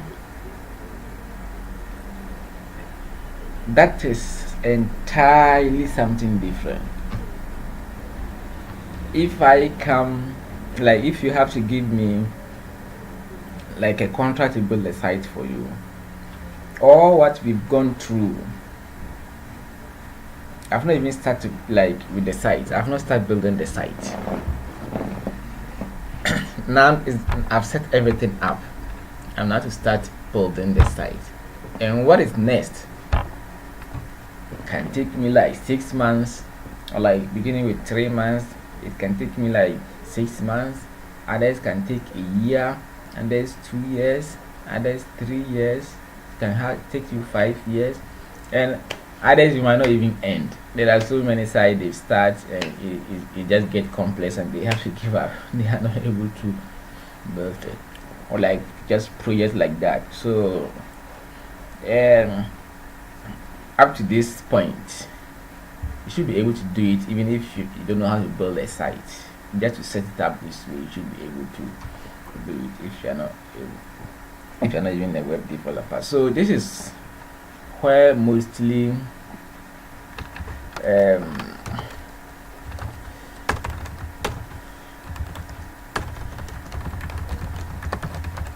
content management systems come into play.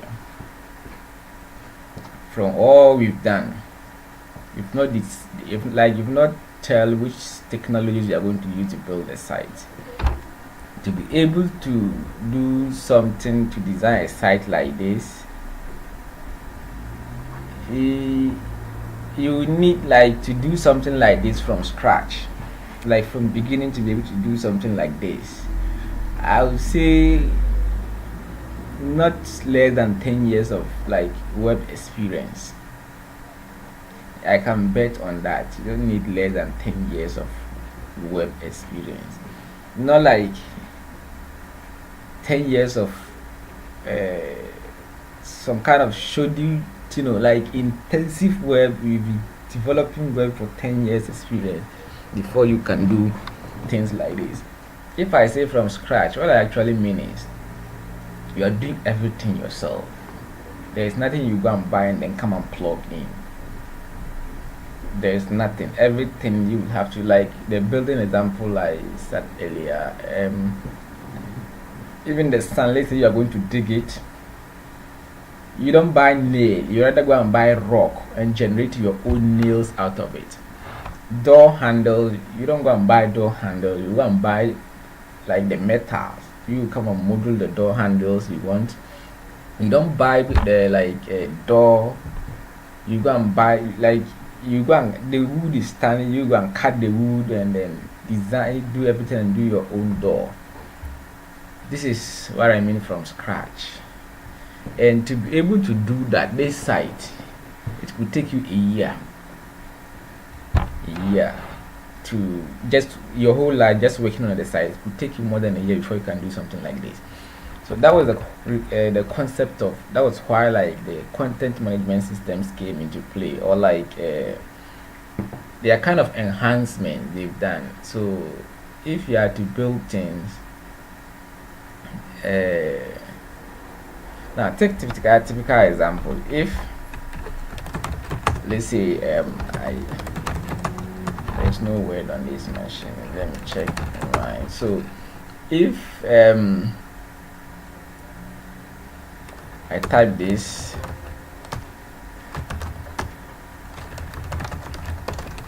welcome to my website, and let's see, I want to make it large and I want to make it bold. You see, I'll just highlight, click bold, is there, and then increase it, and that is it. Now if I want to do the same thing on the site, just this little thing I've done, if I want to do it on the site so that this welcome will also be bold, and then it will be large for people to see it well. Remember, we have this on our desktop. What is the index file?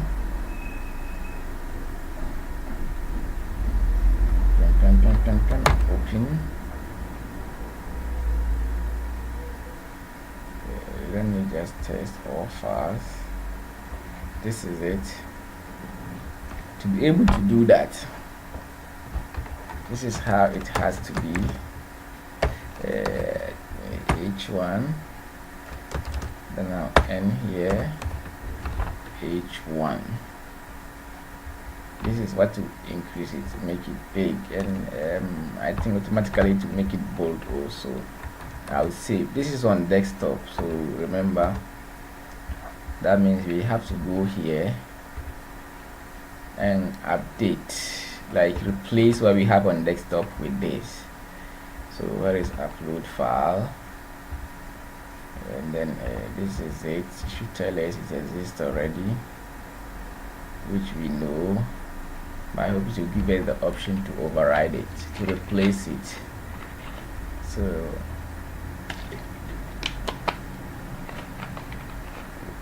it didn't ask whether you're going to replace it or not. So why is move? Join your brothers. Okay, so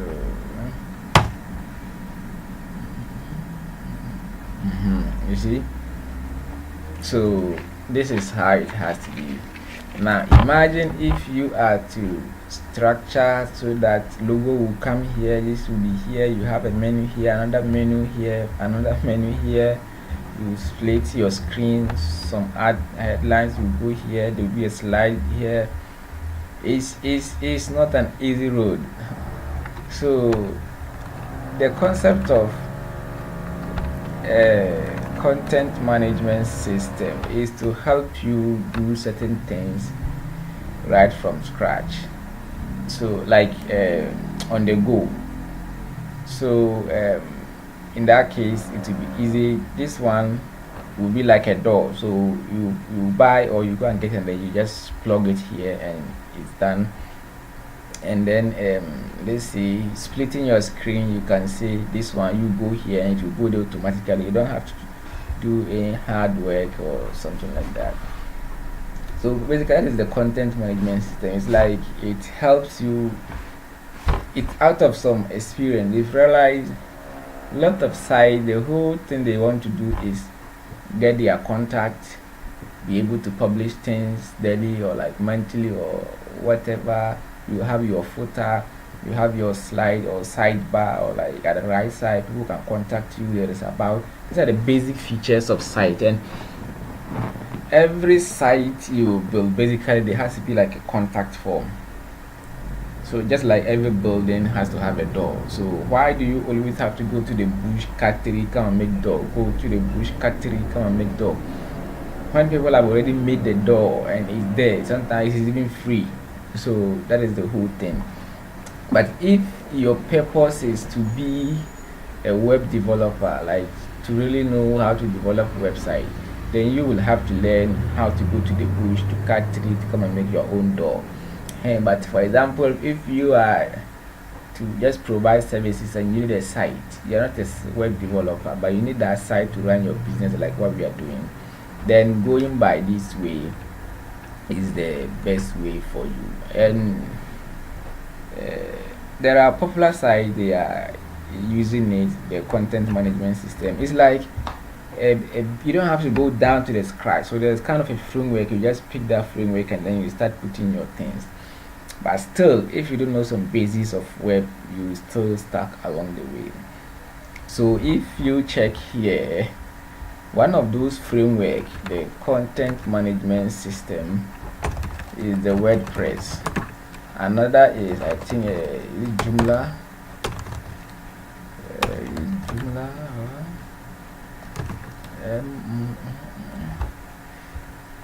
CMS, content management systems. So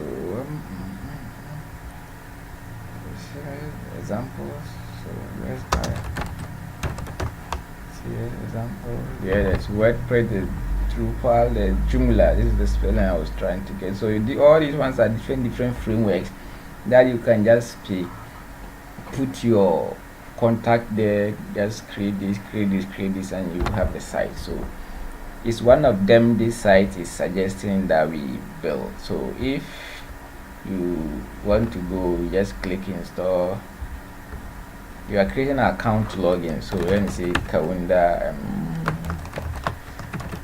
using this is the URL. So you see if there are different websites connected to this page, this hosting account, the drop down will have listed them, but we only have one. So that's what we are sticking to. And then install.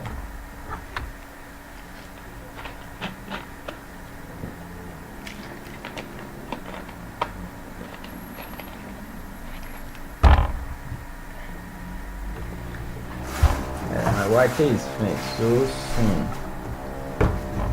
I'm not satisfied yet.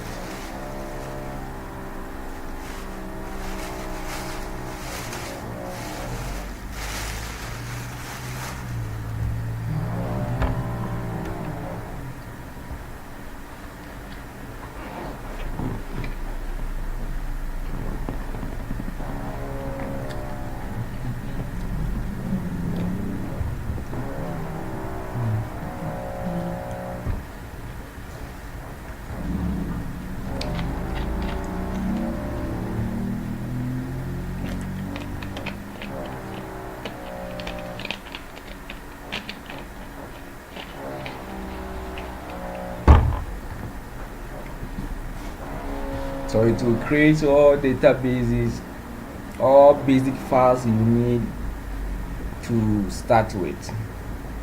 It's developed using is the framework is on PHP. They use PHP to build the WordPress framework. Congratulations, it's ready.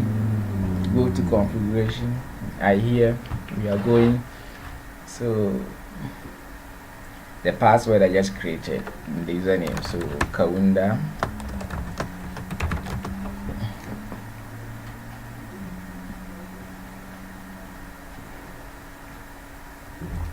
And that's all. We've installed WordPress. We've installed the framework to build our site. We've installed the framework to build our site. So now let's go back and check the site.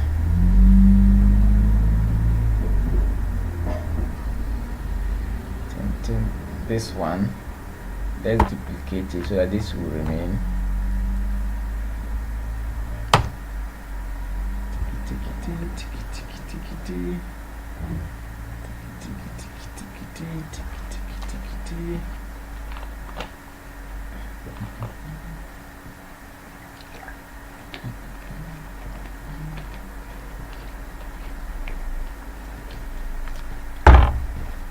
So just that small install we did. Now this is the site. Automatically it has gotten us a footer, it has gotten us a menu, there's a search. We didn't do anything. The search, it lands nicely. There are blog posts here, there is an image here, that means you can replace it with an image. And then you can replace your footer too, and then your recent posts. All this one we didn't do, we just did it for us. So what is left for us to do is to, and you can see it did some sample article called Hello World, and this is how it's arranged by Kaunda. And this is just the content. So that is just all. So this is what this has changed to, just by doing that installation. But this is the framework. So you are now going to get example of websites people have built. If you look at it and it's good, then just say, okay, just use this for me. This is the structure that is holding that will hold whichever website you want to come and put in it. This is the framework. It's the WordPress. It's the framework. You are not going to look at someone's site and say, okay, this site is good, so yeah, put this site in the framework for me. So that is it. And where do we get those type of sites people have built for free? They always build with, like, there's a limited version and there is complete version. So the limited edition, that is mostly free. So the premium is for sale, and then the limited is free. So there is this popular site, WordPress.org. The same company that built the framework is kind of like, how do you call it, a community, like not for profits. They build that framework that people who want to build sites can just put that framework there and then pick some sites and put them in and then get their site completed. So this is their platform for sample of websites people have built, sample of menu people have built, sample of contact form people have built, sample of so many things. You can just get it into your site. So those sample of websites they build that you can just dump and put into your framework, which is the WordPress framework, are called themes, like themes. So if you go to theme, you see a whole lot. So this is someone built this. There's a free version he's giving here, and there is a paid version. If you pay, then you get all the features, the complete feature. This is also another one someone built. So these are sample of them. These are the features that are popular, that are the latest. There are plenty. So let's just stick to this and see this. how it looks like. It is a chart theme. Okay, let's go to the home page. And by chart theme, what they mean is, let's say he has built a site that you can use it for free.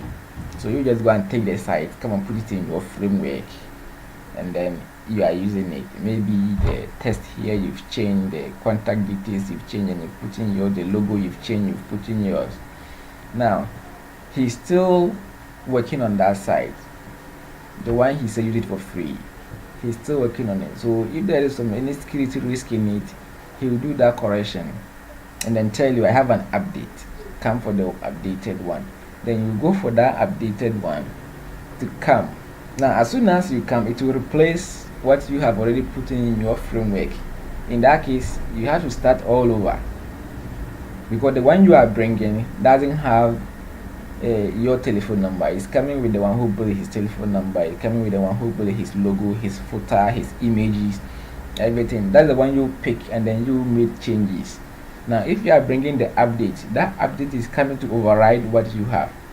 So it will basically clear your images, your contacts, with the footer you've set, everything. It is social media handles you've connected. It will clear everything off. So there is a way around it, so that whichever copy you pick and build on, if there are new changes you have to bring in to your site, it will not affect whatever settings you've done already.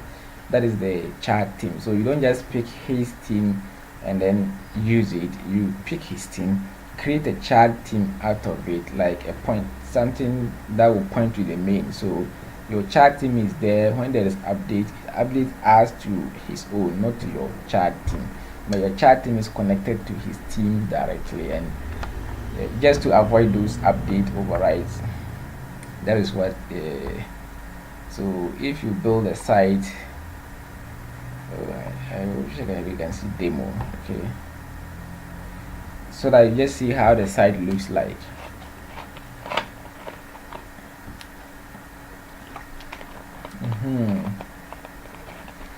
If you use it to build a site, this is how the site will look out. It will look like. Here there will be this, here there will be these logos you can set, but I mean you have to replace all these informations with your own. But this is how the layout will be. There will be something here, trusted by. This is how the site structure will be. So I think we are good to go to use this. So one way to first of all do is, in the frame you can download this. That is it here, download. This is a sample site you are going to put in your frame. So we've already installed the frame and we need a sample site to go and install. So you can download, go to your frame and upload, or you can go to your frame and search for this and install it in there right straight away. So this one, where were we?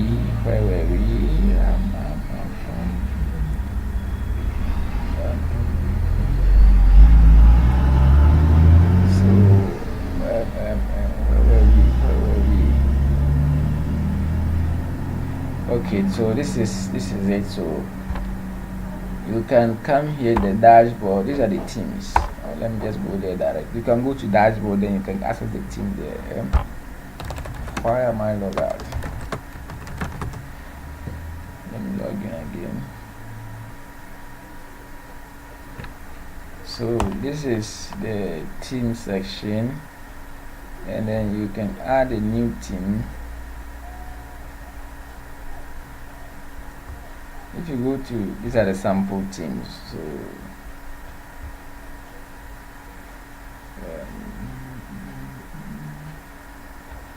welcome to this one. So these are the sample teams. So you can just install any of. This is the one installed. We are not seeing this because you've not set them up. If you set up, you see how this one is displayed. That is just how it will be. So these are sample sites. You can, maybe you can just install this one. Yeah, but what we saw here, this one, we can search for it here. Yeah, hopefully it will come. Yeah, that is it here. They have this color and they have this color too. Okay, I think it is saying a little design, like design changes. So Blossom Coach, Blossom Consulting. Okay, let's pick the coach. So we are installing this, and that will replace the first one. What happened is, right after installing the framework, it installs a default one, a default site for you. Right after installing the framework, the WordPress framework, it installs a default one for you, which comes from that same company. So you can modify that one to look like any site you want to build. You can go for different design too, and then you look at them. This one, if not, you're not using the free one and you're using the paid one, others are like $50, others are like, can get $100, can get $150, $200, different prices. But roughly, if like $100 for that, if is, for example, if the person you have to build his site for is like a reputable company, it's not like some startup company, then it's not advisable to use those free things, because if you mess anywhere along the way, he will deal with you. So you also have to like go for professional things. You paid for where you can get full support of the tools you are using to build the site for the person. So in that case, you can budget $100 for that team. Remember, the framework is free. The framework is free, but sample site you fix into that framework and then edit it to look like how the person wants. That is the one you have to pay for. There are free ones if that is what you want, but especially if the site is a startup, you can use the free one. But if it's on site that, especially maybe if the type of question he's asking you look like this guy can be troublesome, just go for the paid version and then save your life. So that is it. We've installed it. There are things here. This is what we have just installed. We can customize it. Now let's see how the site looks like again. We've replaced this, so duplicate this.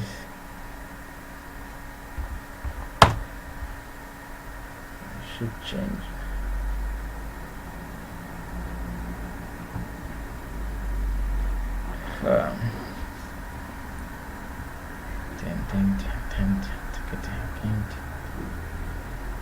So we'll have to change this one.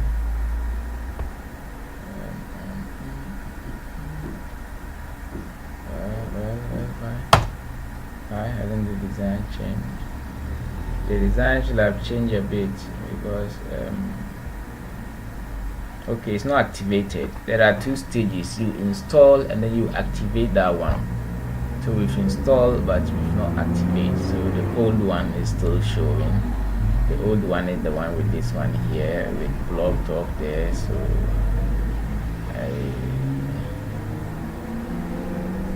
let's hope it's a little bit slow, but I hope it's updated now. So let's see now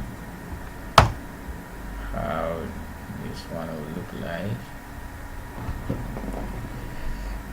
You see that the design has changed. The design has changed. You see, this is how the footer looks like now, but these ones are still there. There is nothing found. So that is based on the one we just installed. So whichever one you install will change it. Now we've installed, so let's go and then customize. And mostly before you install, it's good to check on them from YouTube to see how the setup is done. You watch series of videos to see how about that particular website the person created and how to put it into that framework. You read around it to see how it's done. So we bought the domain name, which is $64, and the second step is where to host the site. the space you need to build it. We are currently using a free space, but ideally that one too you feel like it's around $30 or $40 a year. This one is $64 a year. This one too you pay around 40 $30 or so for a year. So we've seen the two things, and then the third one is definitely no one will build a site from scratch. Even if he tells you he's going to build a site from scratch, you have to he will have to look for a professional template or like a team to work on it. But if he is to develop it, you see the whole thing is and it's kind of if I should say those who develop site, they are worrying us a lot on that if you use this WordPress, it kind of shows you don't know how to build a site. Yes, if you're a web developer and all you know is WordPress, then you don't know how to build a site. But if you're not a web developer, yours is to get your site and run your business, period. Now that aside, even if you are a web developer and someone comes to you that I need a site for my business, and you tell the person it will take you 3 months, you tell you what, 3 months for a site, then you have to know that for that particular person you can't start from scratch for that person. Because even if you are to build a cat, if you are saying you are somebody who developed from scratch, and if you are even to develop a cat, so like, so if that site someone buys something, you click and then to add to that cart, you know how much it costs to even get the database design alone. It can take more than that 3 months. Now you tell the person 3 months, he said no, maximum I can is a month. Then that definitely there's no option than to use a content management system for the person. So that is how it is. Nobody is ready to wait like 6 months to get a site for you to go and start and then looking at your database like. But if it's a big company, yeah, you are going in for this. You know they need their things tailored, customized. They can trace their services to match your site. Your site has to kind of to be tailored to their needs. Yeah, if you have to start from scratch, that is over to you. Build your own databases. But you know you can't do anything better than WordPress. Even if you are going to start from scratch, you can't do anything better than WordPress. And if you check or any of those like Joomla or how do you call it, Drupal, let's see, if you check their community site,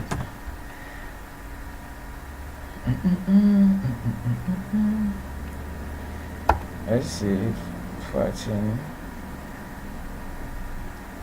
I just wanted to show over thousands and thousands of big time software developers.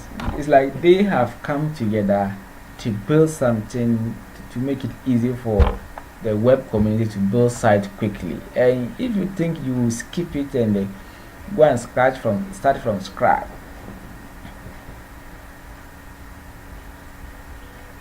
okay, so far this is it. About 74 million websites are running on WordPress. Free WordPress. Okay, WordPress related keywords code 37. For the translation software, it's in 40 different languages. The framework. 22% of new US registered domains run on WordPress. 22, that's US. So okay, WordPress.com, the employees, 229 employees. So it's hard to believe, but true. The site that received 100% the universities of Amazon employees from Poison. To keep that in perspective, Amazon.com employs 88,400 people to run their website to use as more than WordPress. The sitting WordPress posts every second. WordPress developer calls. I was trying to get the community behind it. It's a big community of serious developers who develop from scratch. And they've realized these are the basic things every developer needs. Every website you develop, you need a contact. Every website you develop, you need a menu. Every website you develop, you need a footer. Every website you develop, you need like those widgets, you need them. So they kind of made it ready-made for people to use. Of course, if your life is going to be like a web developer, then you can't just be based on those things. You really have to go down and also know how to create those widgets, how to do those menus from scratch and other things. But for people who their focus is not web development, just to get things done, and for customers who can't wait for 2-3 months, then the best way is to use one of these content management system for the person. And if you see what we just scroll through up here, 22% of new websites in US are now being put on WordPress. So it's not some kind of like a joke. It's not a joke thing. And if you check, if you Google around, so many websites are built on it. So that is it. And it's not WordPress alone. You can have that Joomla, you can have Drupal. WordPress actually sits in between the extreme difficult and extreme cheap. Let me put it that way. So it's kind of the middleman. Drupal is hard, people say. Joomla is cheap, people say. WordPress sits in between the hardest and then the softest. So that is in terms of learning curve, and it kind of also reflects in security. Drupal is more secured. That's the most secured, followed by the least secured according to statistics, or like all checks, is Joomla, and then WordPress sits in between. So that is how WordPress is. So now we were here, we've installed it, we've activated it, then we are going to customize. This is where we are going to put the menus, where we are going to put the contact us, the about page, and those things. Those are the things our services, our clients, a whole lot. And I'm feeling like sleeping already, so we possibly might have to end.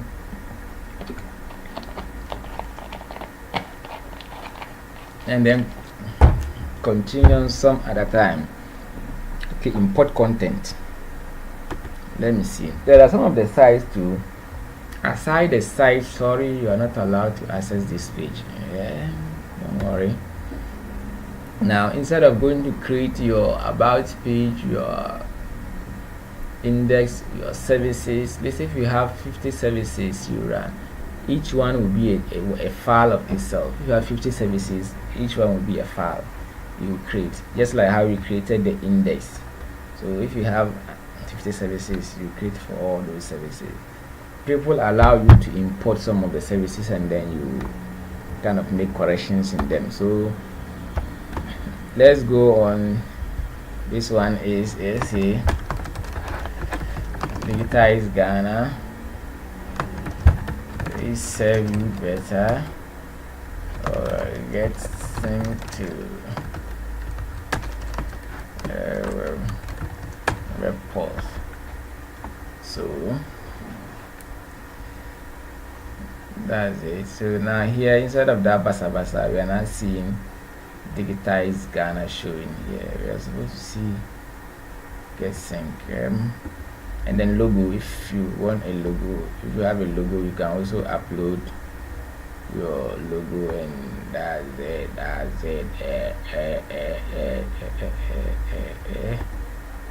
Let's see this. Yeah, that's Katanga. So you can edit it. It's big, 720, 750 is big. So or if you use this,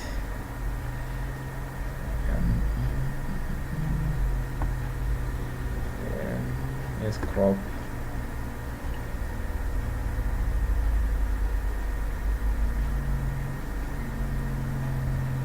And that is sometimes the risky aspect of using tutorial. That's why people normally use virtual machines to do tutorials.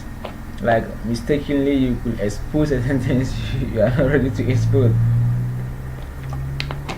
Because seeing Katanga pictures on my machine gives a clue, hey, maybe this guy is a Katanga boy, or this guy is this, or this guy is monitoring Katanga, or this guy is part of Katanga, or I'm part of those saying VC must go. So that is sometimes, but I mean no harm. I mean no harm. I like them. I'm not a Katanga boy. I like them. I can't remember why I actually downloaded these pictures. I can't remember. So that's the logo. You have the logo. It can't be that big. So let's say 50.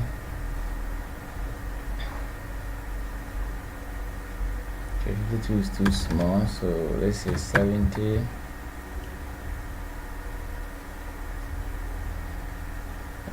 Let's say 100.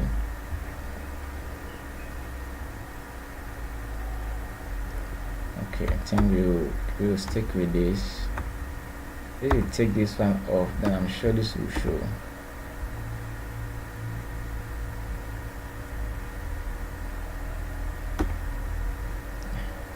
Why is that not showing? Anyway, so and that is it. And then site icons.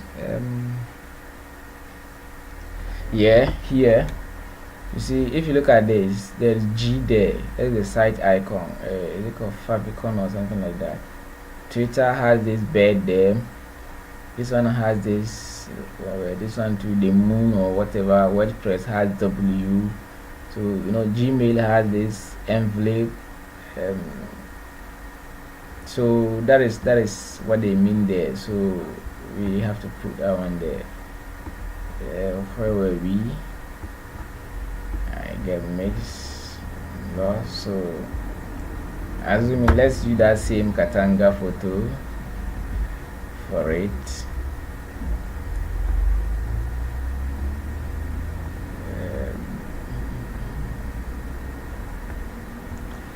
Not cropping, so and you can see the text here is showing top there.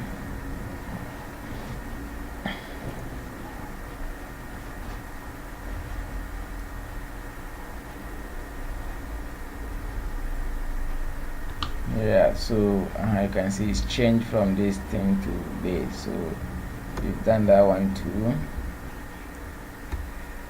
Then you save. The saving is the publishing, so it takes effect. Then you come here, text for footer call out.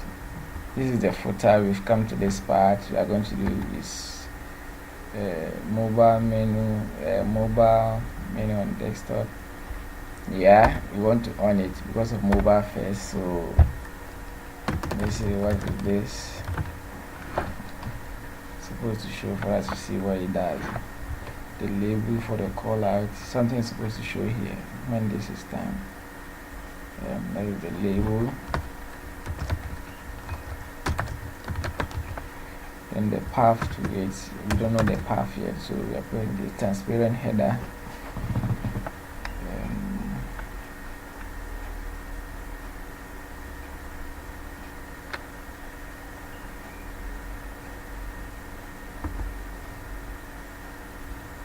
So, and then which colors do you want to use on your site? You can change the colors too.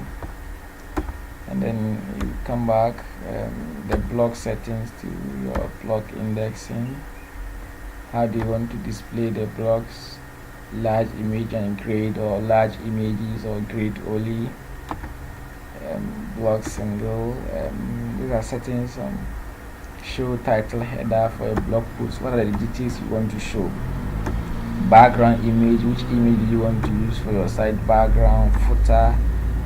The copyright, this one, let's say digitize Ghana. Yeah, this is the footer get in touch we were trying to do.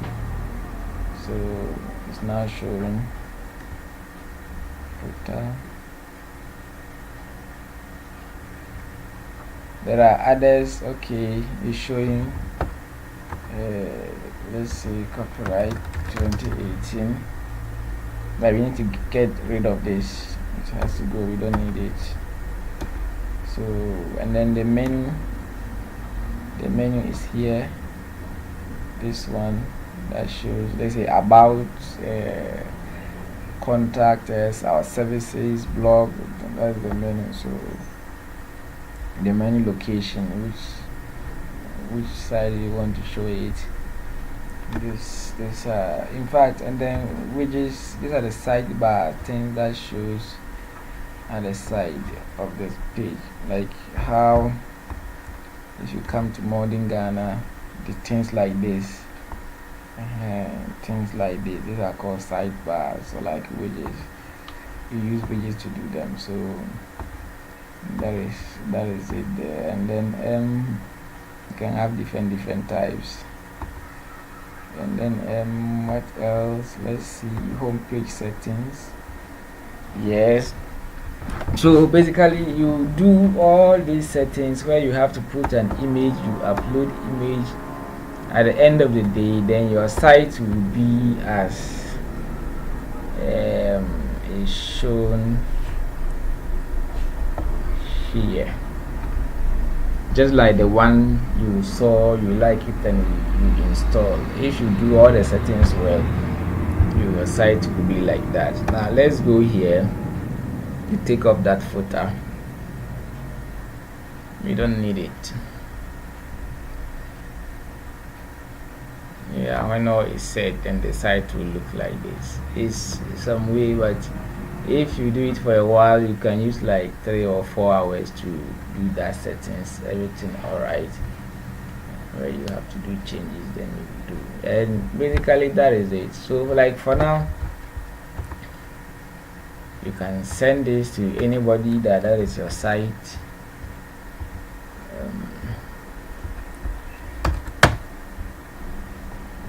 Because if you not pay for the Digitize Ghana, you will have link up and that will have shown this nonsense wouldn't have shown. So that is it for this. There's what, how do you call it? The internet is a bit down. It's not making it like appetizing to continue.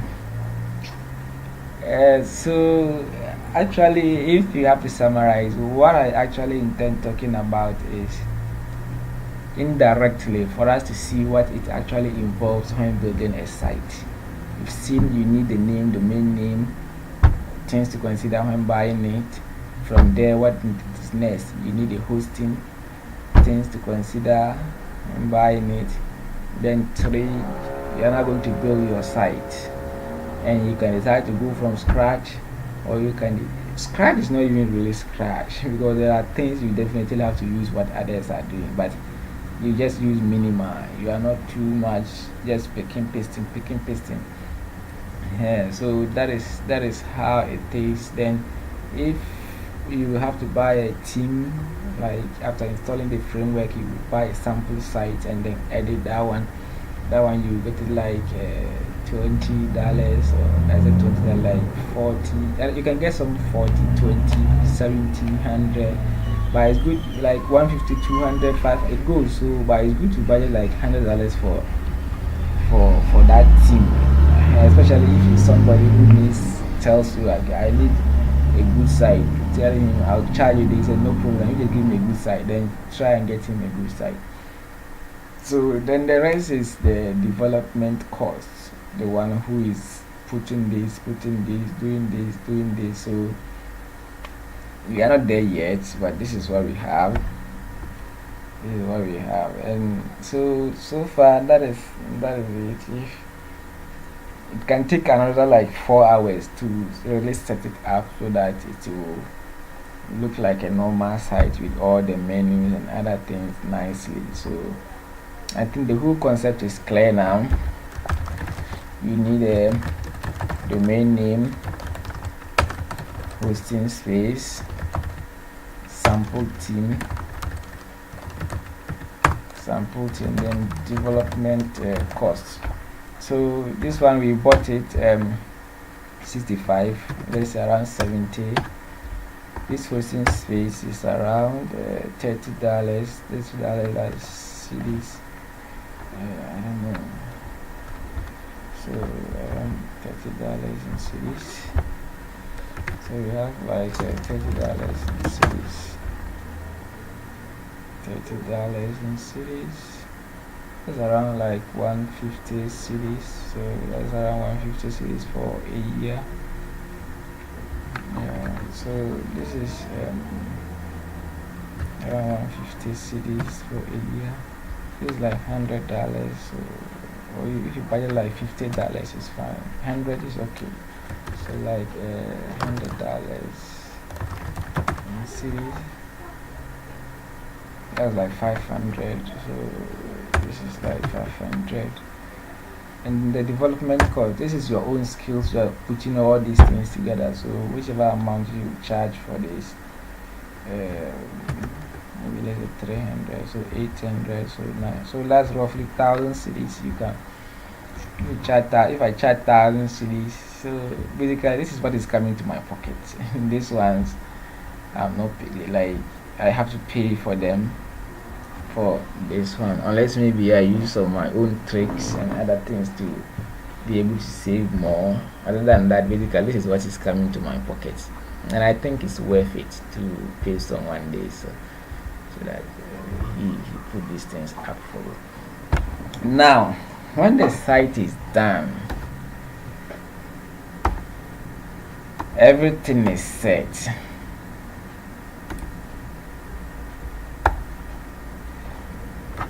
That is when you move to marketing or digital marketing. When all this is set, you now have your product. Let's say if they come here, they will see this is you, this is your vision, this is your mission, these are your services, this is what you do. Now you now have to market your product to the entire world. So that marketing is entirely something different from you getting the site up. The marketing is something entirely different. So a couple of other videos is about this marketing. Today I just decided to talk about getting the site up. So I think on this note I will say bye. If anything at all, do well to link up, and if I clear this, I open this. My name is Kaunda. My number is 0234809010, and my email, you can get me on this gmail.com. I've said it already. Skype to the same. Skype is Web Extremist. Hangout the same, Web Extremist. Twitter the same, Web Extremist. But I will encourage you to check me on YouTube for other videos that I've done, and then do well to subscribe to,